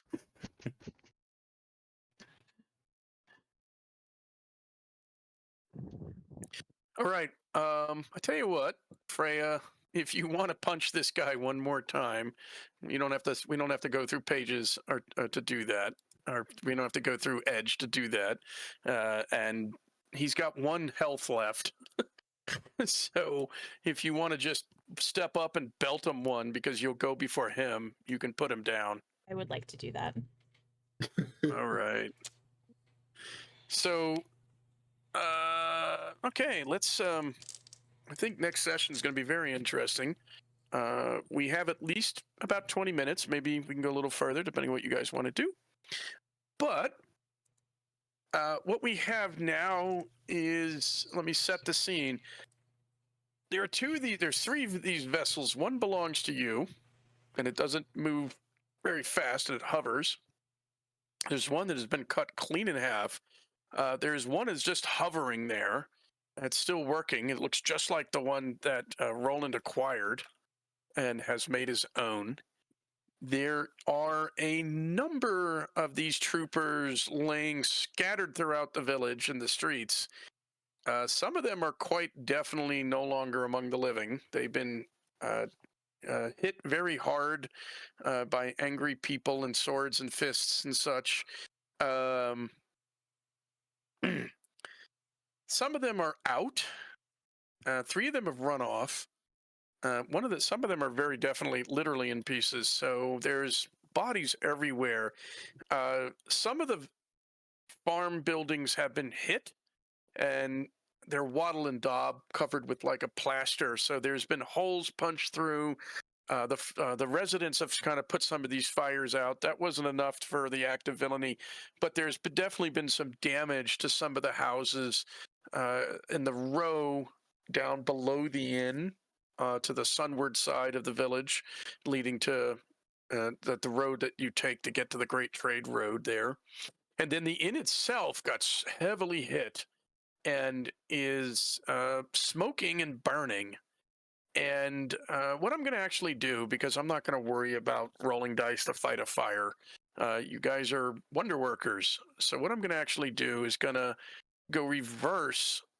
We'll skip Freya, though, because Freya doesn't fight fire. She punches out gator troopers. So I'm going to go reverse counterclockwise, starting with Roland, and see what or if you do, and you can narratively have fun with your abilities to put out the fire. And Edgar, you're already there using constructs to, I would say, like you can shovel away burning debris. I mean, you will ask you too, but you can smother and things like that. But Roland, if you are, what's your next action? And you're in where all your stuff is burning. Yeah. So one of what he's going to do is he's going to run over and he's going to be like, all right, where is the section where the kitchen was? That's more than likely where they would have taken refuge. That's that's on the bottom floor behind the common room in the back of the inn. All right. So he's gonna run up and he's gonna like, all right, let's see if I can put this house back together.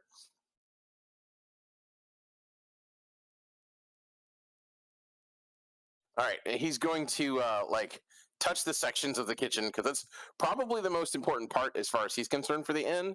At least if they can make food, they can still like do things to help the village. The rest of the inn can be rebuilt later. So he's going to run up to it and go. He's going to say, he's like, are you a master builder or a master butcher? And he's going to pull his hand back and it's like he's swinging a hammer, hit the section, hoping to essentially have that section of the inn magically rebuild itself. All right. So what you would be doing? You don't have to roll any dice because this is all narrative right now. But what you would be doing, to clarify for everybody else, is you could use your omni power to do healing, but repair. That's how you would do that. And so, yeah, you would basically pump a bunch of healing into repair to rebuild the burn parts back to the way they were. I like that. Lamar. Is Lamar gonna? What's Lamar gonna? Anything he's gonna do there? I mean, all your stuff is in that inn. Yeah. So he's gonna run over there, or leap because it's faster than his running, and he is going to do like a like a Kenshin-esque, like Batosai the Manslayer-esque like draw technique, but use the flat of his blade and just have the wind blow out any like residual flames, stuff like that. Yeah, that would be. I mean, I would say that's stunting your strike. Yeah. To which now that we're out of combat, I'm not gonna worry about spending resolve. But you're stunting your strike to dispel. You're dispelling fire.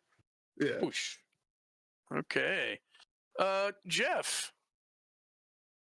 Okay. My first question, I suppose, is there a well or anything like that nearby? There is a well nearby. There's also a stream, but the stream's pretty far away. It is assumed, I haven't drawn it in, but it is assumed there's some sort of well near the inn that they draw water from. And okay,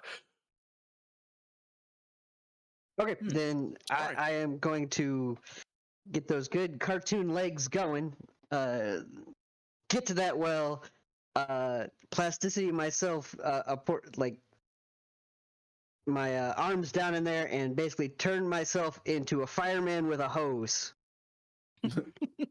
And run back to the inn and start putting out the fire. I have no idea, other than just plasticity, how that would be done specifically.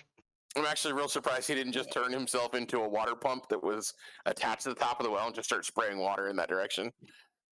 I don't think he's fully Plastic Man yet, but he's getting there.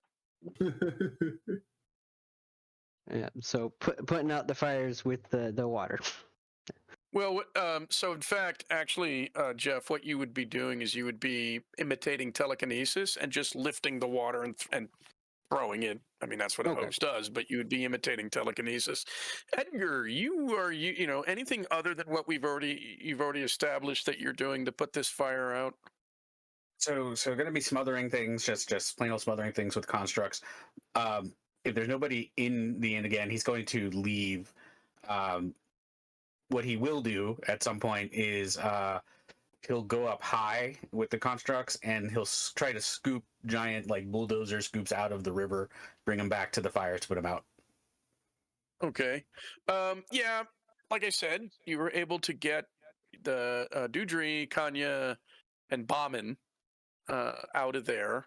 They had taken refuge, and you get them out, and then Roland is there, like putting the flames away in and around the kitchen area. So while you're shuffling them out, he actually causes. There's a mixture of things going on, and yes, you were able to get them out, and then you can become. Yeah, you can do use constructs to lift huge dippers of water and drop it all over And Ashlyn, anything that are you helping with this, or you have other tasks? Frey is punching out the last trooper and is sort of standing over 3 bodies.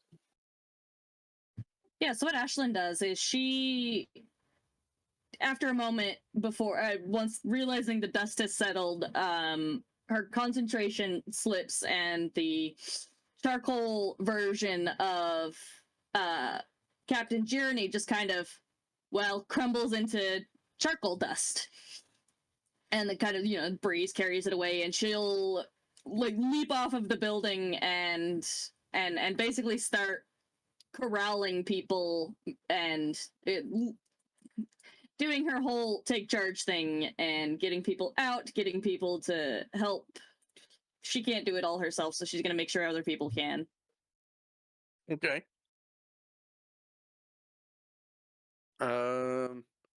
So in due time, you were able to get the fire out. Now, oh right. So there are rooms on both the front, the baseline, either side of it, running lengthwise either side of the inn. The captain's, as I've established, is in the back. Basically, if you're looking at the front of the inn, is in the back left, and some of you are along there. So some of you had bolts come through the windows and the shutters, or even the open windows, and hit inside your rooms. If you want, if there's anything tragic that happened, like was destroyed or burned or otherwise damaged, let me know. The inn itself is damaged. It's going to need work and repair, which you may be able to do in record time because you have some pretty crazy powers. But the fence is all shot to pieces. The storage shed workshop is kind of has burned the most. But you are able to save it, but still it's taken quite a bit of damage. But between some of the things you guys said, and of course there's water damage because you are dumping big construct dippers of not dumping, but letting it spray out, because dumping it all in one big thing is a great way to collapse the roof, which I think Edgar would understand. He's like, no, I can't dump it all at once, but I can slowly open it and let it spray out. So you have cleaned everything up. You have put the fire out. You have saved the inn from burning down. And the stables are untouched because the building, the inn itself, actually stopped the shots. And it's getting toward later afternoon, and people are beginning to gather around. And you now have, let me take a look here.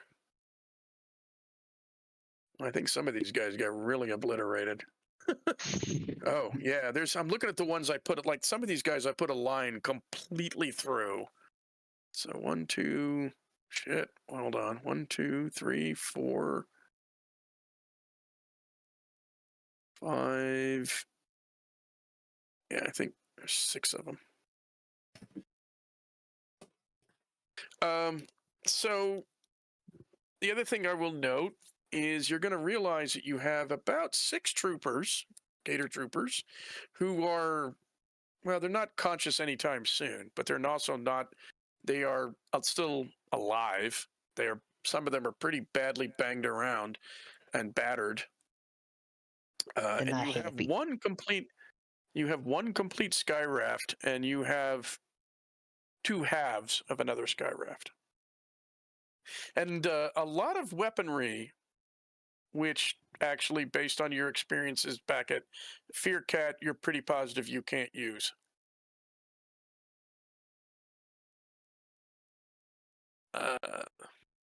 So,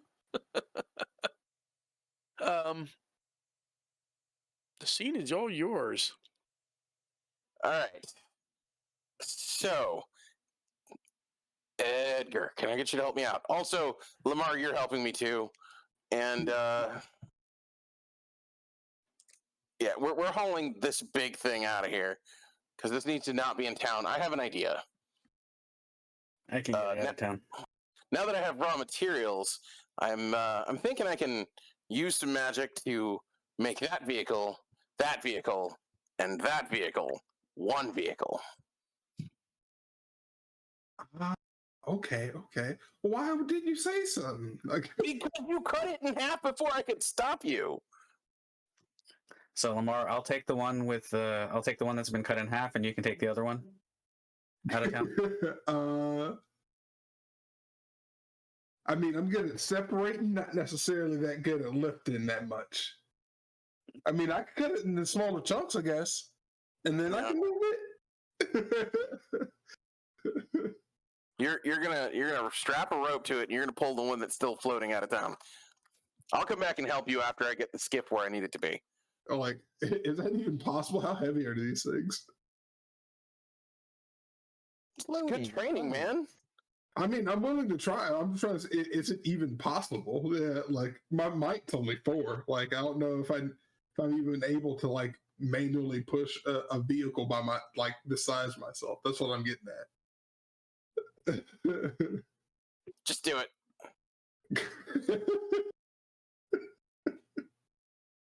I start pushing the skiff like it's a stuck station wagon. Like, do I get anywhere? How much might does Lamar currently have? It was 4. 4? Yeah. Well, the interesting thing is it's floating. It's not hovering in that it's not a hovercraft. It's floating. It does have mass, but you can kind of, get both hands on it and really start working your legs. And interestingly enough, you can start pushing it along. Whatever technology keeps it up, especially because nobody's piloting right now, it can be moved. The breezes, and maybe, I mean, it would have to be really high winds possibly to push it, but pushing on it, you can slowly get it going along. Okay. It's not the easiest thing. Hey, Ashlyn, can I get you to help give us a hand too? I'm hoping we can pull some stuff out of your bag that'll be helpful. By the time Roland gets the skiff where he wants it, he's going to come back and he's going to use his magic to boost his own strength. Grab a rope and he's just going to start pulling it. So he's going to boost his might up super high so he can just grab a rope and pull. Okay. Ashlyn's actually currently more concerned, fussing over Captain Jeremy, who she shot in the back. Armor took it. It's you can fuss on her later. I really hopefully, because if we can get this done, it's really so useful for the entire group. On my back. Please. Also, She isn't even like with y'all. She's over there fussing over Captain Jeremy, apologizing. You can probably hear her apologizing many times.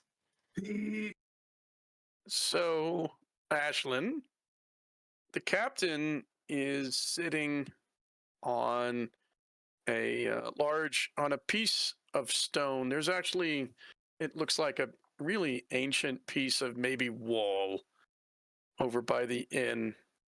And she's sitting there and she's very slowly undoing some of her armor, her breastplate, basically.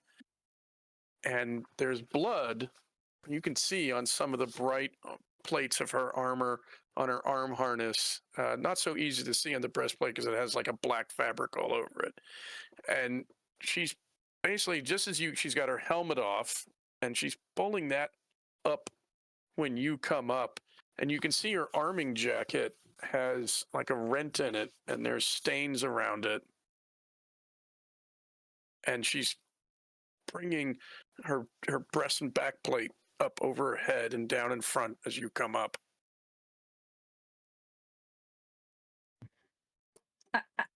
I'm I'm so sorry, Captain Jeremy. That are you okay?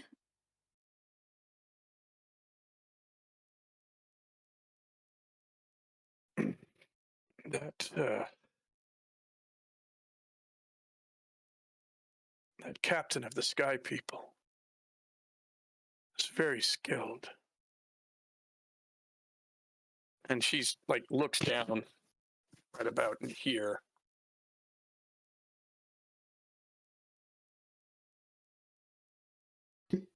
I have been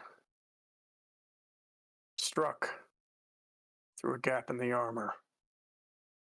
And she puts the plate down, and the weirdest thing is you can see that there's the cloth on the back of her armor has got there's a long rent, and you can see the bright metal underneath, which is where you like, oh yeah, yeah, I shot you there. And she Yeah. doesn't seem to have realized, like she doesn't seem to have noticed or has realized that that's there. But she is sort of looking at the damage to her arming jacket. Do you need? Can I help with that at all? Did he draw blood? Yes, I have never seen such weapons. They fight with light. And she starts undoing the clasps on her jacket, and she's going to start she's sort of trying to figure out like how to, like, realizing she's got to take some more armor off. So she starts doing that. And I saw your drawing fight beside me. Yes. I've never done that before. I just kind of thought. I mean, I wasn't. I'm not any good in a fight myself. So I just kind of thought. Well, I mean, who better to help you in a fight than you? Goku. As Lamar, Lamar. put your back Lamar. into it. Yeah. She says, I have sat for paintings before.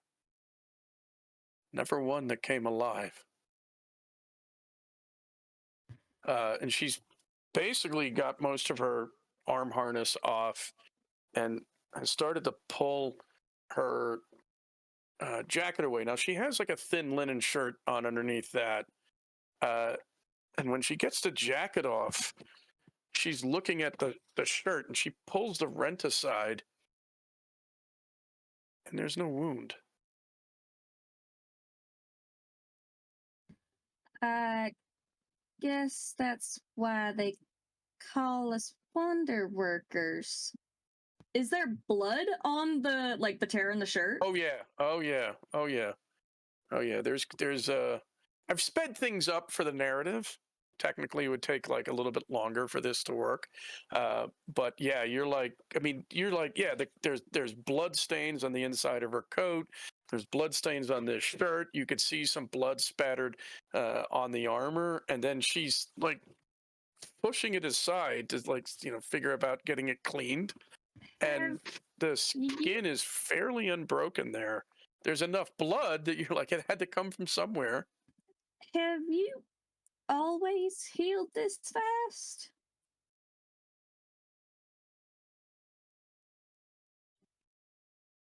Because that's your blood, if I'm not mistaken, right? Yes.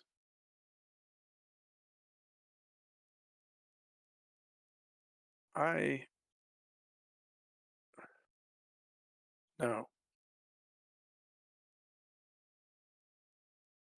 If I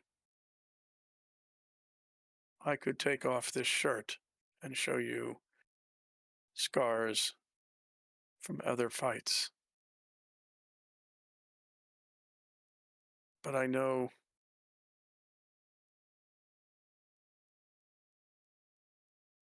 I have been healing better than expected these past few seasons.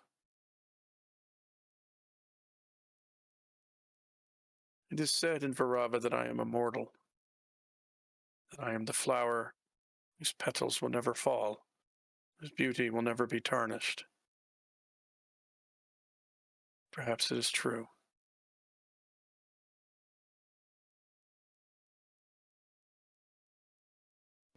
Well, I maybe, maybe not, but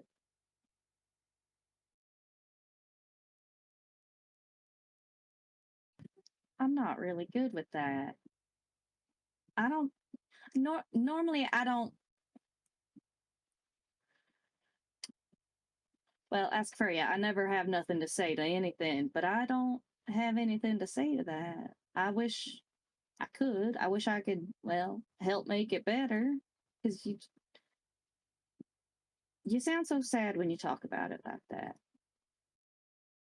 Should I really speak to Freya? Do it. She does seem to hate me I for reasons I do not understand. I wouldn't take that personally, none. She's kind of, well, she's always been that way to people that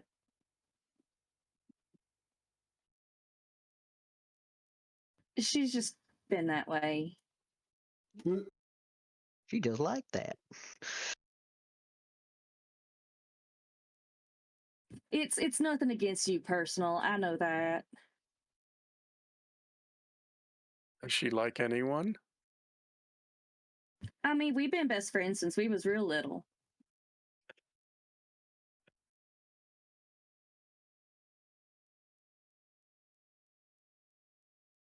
I will speak to her at least.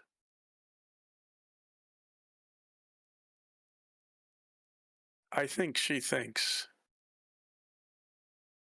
that you will come to harm being around me. And Yeah, probably. As I told you, once we get to Varava, there may be violence. I know, but I think it's more than that. It's more than that. I mean, Ashlyn just like gestures around at the whole scene that just happened. It's not like being next to you or whatever is gonna. I mean, you had nothing to do with what's here. These what do they call them? Masters of the Universe or whatever. Are after us anyway. That's got nothing to do with you, right? I think their captain would have taken me as well. Yeah, I heard that. He didn't seem to like anyone questioning his authority.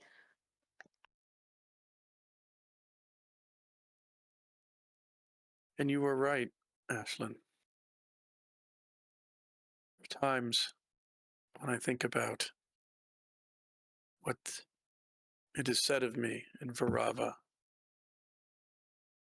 I am the oldest person I know. I have outlived friends, family, my parents, lovers, and many Lord Commanders. If this, and she points to where the rent is in her clothes, is my fate, how old will I be? And what will become of me? My seasons are 700, 750, at least. What will I do if I live 1,000 or more? Well, I mean, I guess that doesn't really change well, the age doesn't really make that change none. I mean, you just do the best you can with what you got.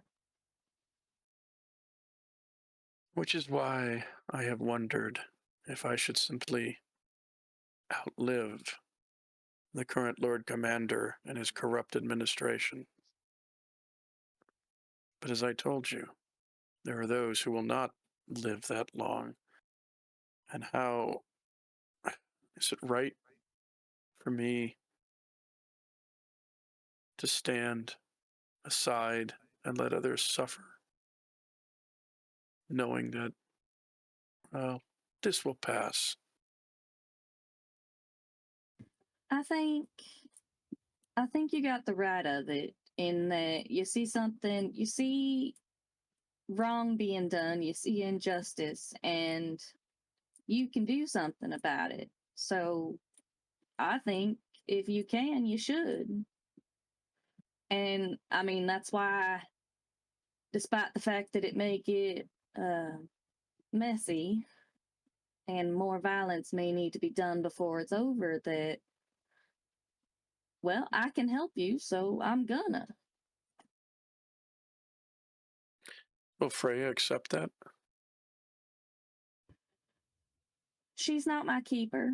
She doesn't get to tell me what I can and can't do. She'll live with it one way or the other. She'll probably be right there beside me or in front of me, even. I think I shall tell her what I have told you, so that she make a proper decision for herself. Yeah, we should probably have that conversation with the others.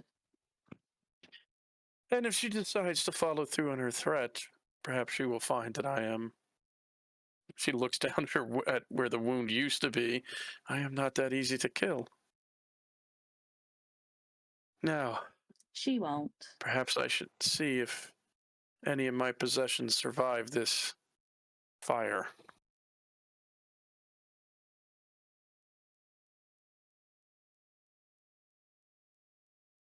Back at the ship, I'm trying to push.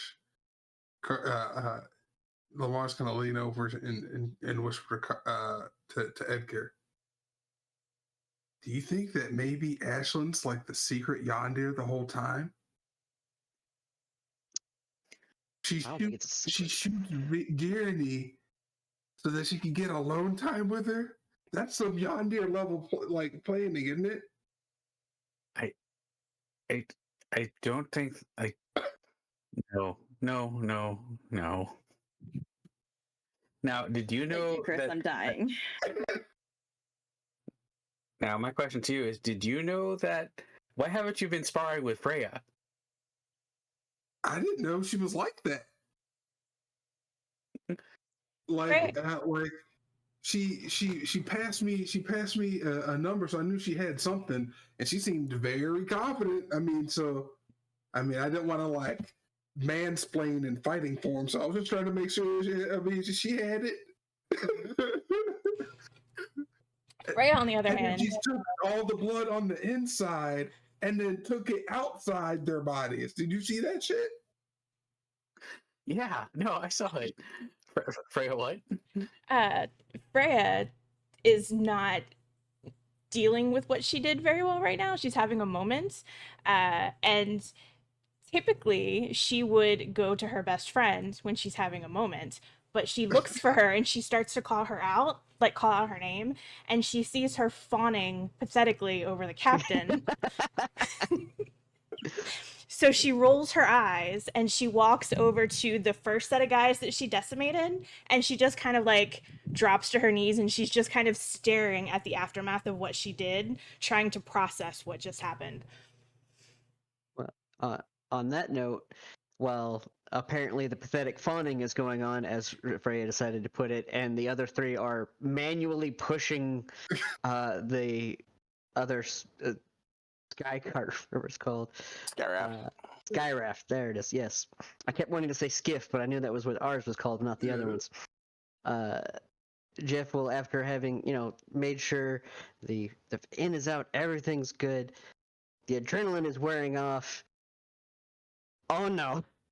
and he's going to find a bush somewhere and probably start aggressively vomiting. And there is plenty of spaces where you can do that.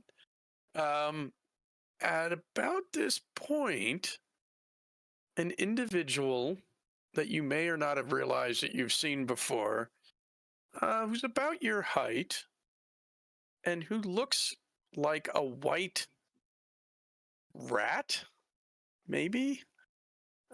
Long kind of nose, kind of rodent-like nose, big tall ears, white hair. I think he. Let me pull up a previous session outline so I can. No, wrong group. Oops.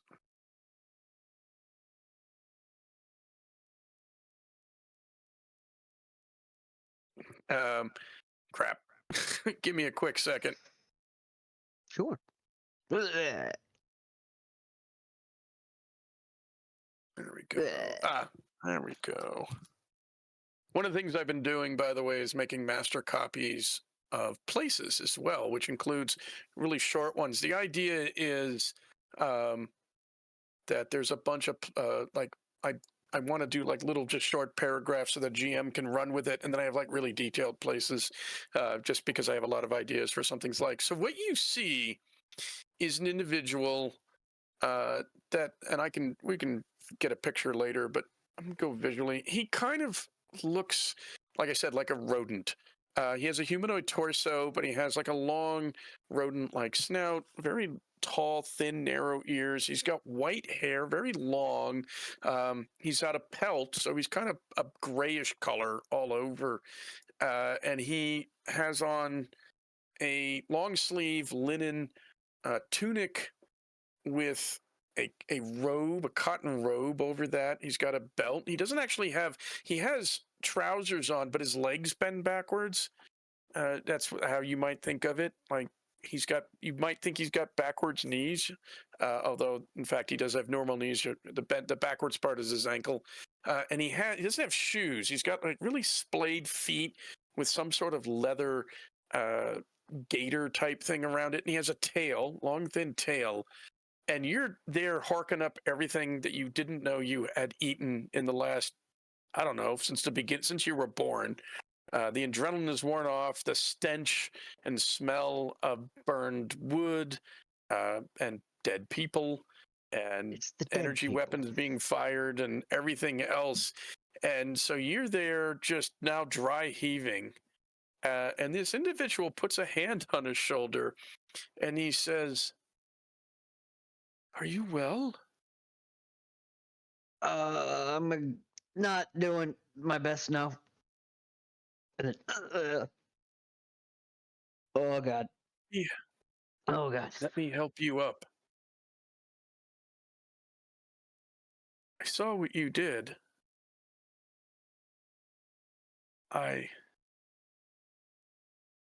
Would it help if I said thank you?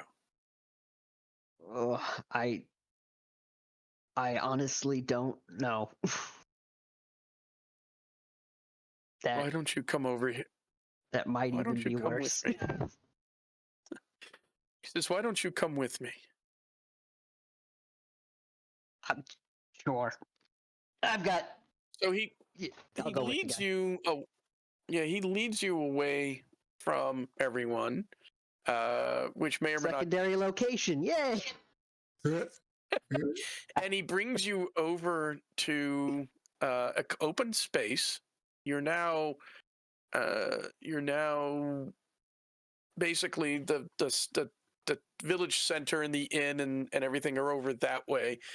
You're going over by the creek. You can see a building with a water wheel that's turning as the water goes by. And he brings you to a structure that is mostly of stone and pillars, and it's surrounded by gardens and such. And it's a small building. Inside, it's not really a church in that there's not like a place for a congregation, and his living quarters are in there. And he brings you in and sits you down and says, "I am Surat. You were like the others then. You come from somewhere far away. That is one way to put it. Yes. If I offered you tea, would that help? Yeah, you know what? Yeah, maybe that'll help settle my stomach. And he proceeds not with all the steps in a proper Japanese ceremony. In fact, he does it very basically, but he starts to put together effectively dried plant matter and water and lets it steep for a bit and pours it out. And he takes a cup and he hands you a cup. Would it help if you talked about it? I don't think it can hurt at this point. Then he'll, take a sip of the lovely tea that was just prepared for him. I'll assume it's Which- good tea. Yeah. I mean, it's not. You're not sure. I don't know if you're a connoisseur of teas. I would say it's perfectly adequate. It's certainly hot, has a bit of flavor in it. It's got a nice aroma. It's a little soothing. And he sits down, and you can sort of watch. It's kind of a little interesting because you realize it's probably right about now you realize, oh, that's why he hopped. He was kind of hopping next to me. He wasn't hobbling. He's walking on, like a dog's hind legs, and he crosses them down, and he says, I am the priest for Jayanama. I am the go-between between the physical world and the spiritual.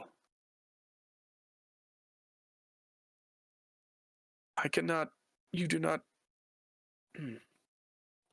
your ways are obviously not ours. I know that, for your friend Roland has asked me many questions, and Edgar.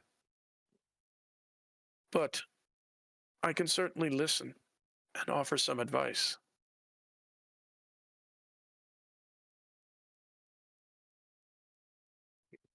Takes a moment as he thinks about how to even articulate what his day has been. I could definitely use some advice. That's for certain.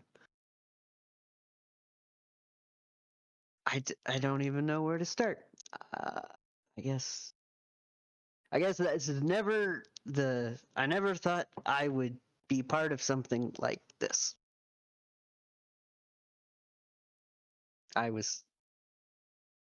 You were a wonder worker? I don't even have time to process that. I'm talking about someone who helped hurt and kill people.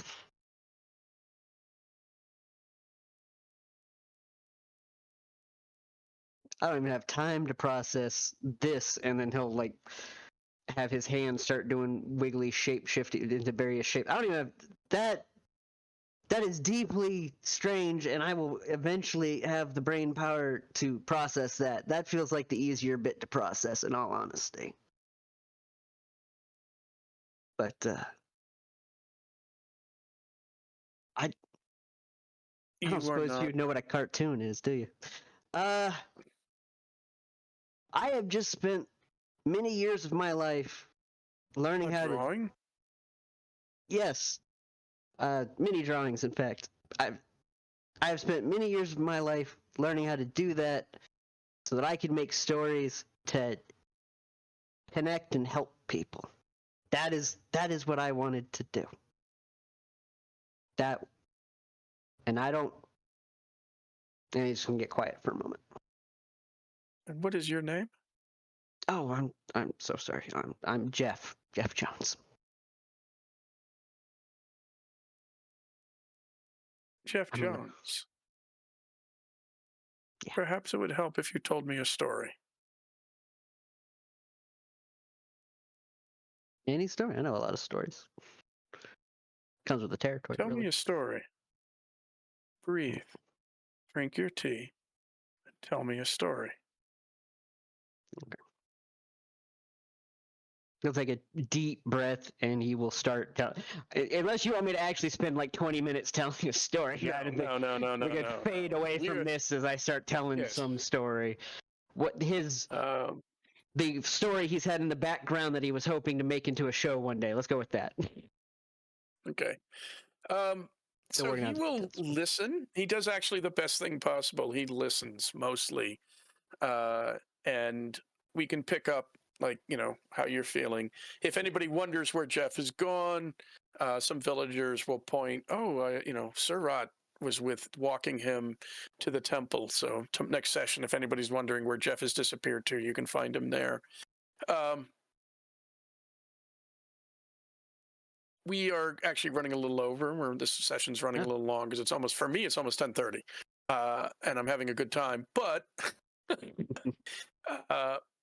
what I want to do is two things. So for actually the other thing I like, and we're not gonna run with this, but Freya, the captain realizes that in fact there's more important things than her stuff.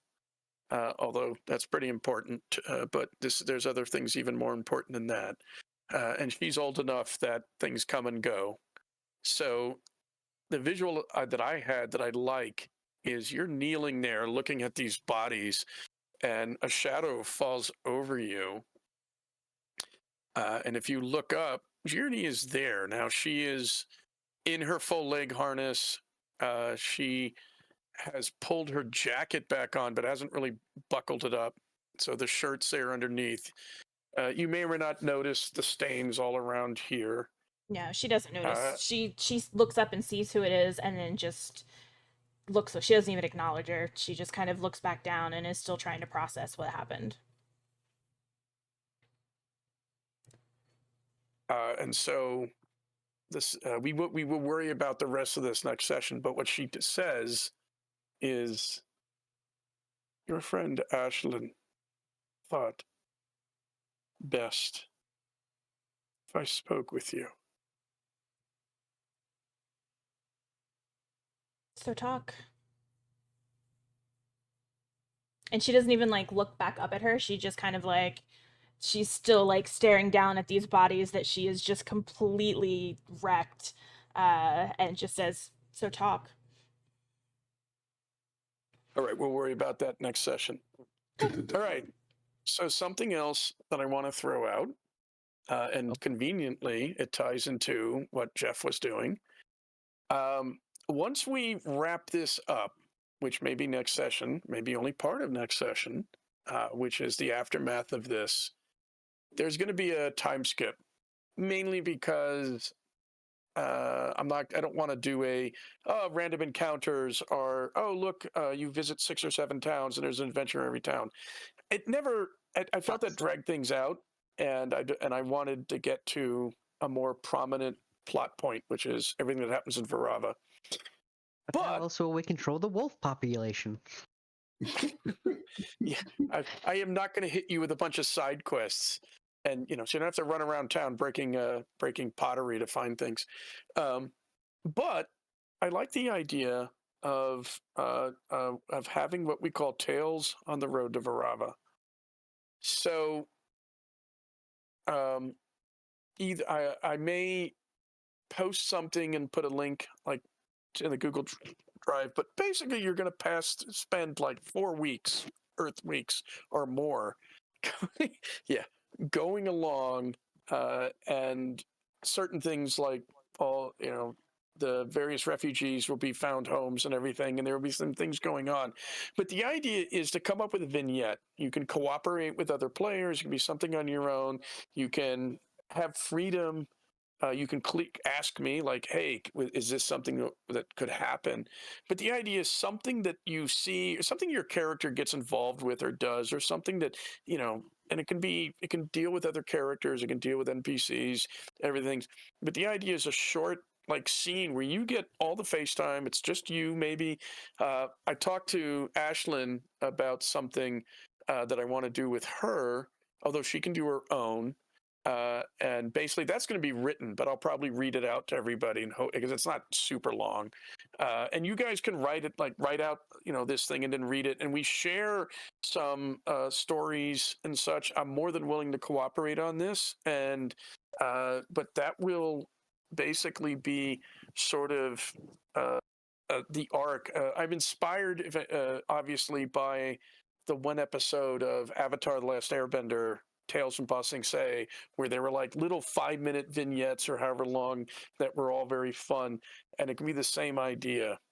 And that will let each of also like, don't worry about, like, oh, I can stunt my power. Yeah, you can stunt and do all these fun things without worrying about resources. It just lets you show, if you want to show off underworker powers or do something like that, we can all roll for it. Roll with it. And I want everybody to have fun with this idea. However, next session, there's obviously going to be some dialogue and talk. I will post probably tomorrow because I'm going to spend some time putting some of this together. But this is what you have. And so, if you have plots and plans and things figured out, and if next session does not let us do all of our little vignettes, then we'll do 2 sessions of that. And then, because trust me, once you get to Varava, things will be really busy, I think. And sorry, I wanted to do one last thing here because I wanted to do this before, hopefully before the vignettes, because I think this is something he would do before we get on traveling. And that is to take the vehicles, hopefully slam them all together. But a couple of things I wanted to do, because I feel like this is something that happens before they go off on the road. Kind of needs to, if he wants them to have the new vehicle before we leave. Yeah, this is obviously going to happen beginning of next session, because next session will start pretty much right where we left off here. So if you want to mash, didn't you save some points for a vehicle? Oh yeah, I have one more point that I can spend towards vehicle points, and I didn't know I might have guns.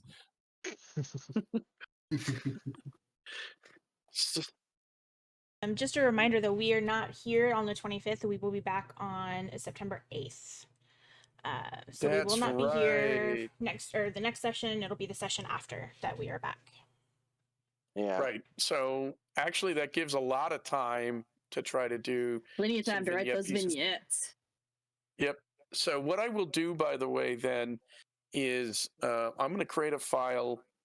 I'm going to create a file on the Google Drive, and I will put the link into the chat, and we can look at everything, things people want to do. There will be definitely some face-to-face role play and such next session, but like, oh, I want to mash the vehicles together.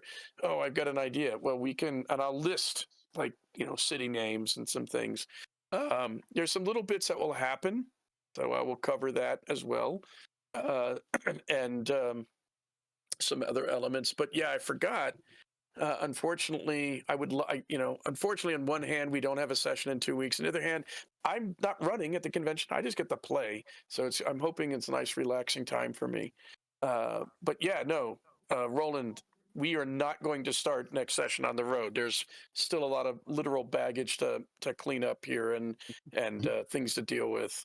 And Freya may or may not warm to the captain after this conversation. Yeah, we got to find out if I convert to whatever the local religion is. It's gonna be great. Well, let's go ahead and we're running a little over, so let's go ahead and say goodnight to everybody and let everybody go because it's getting late. So yeah, thanks for sticking late, folks. Thanks for the raid. I don't know if they're still here, but thanks for the raid that we had earlier, and we'll see you next time. Until next time, everybody. Bye, everybody.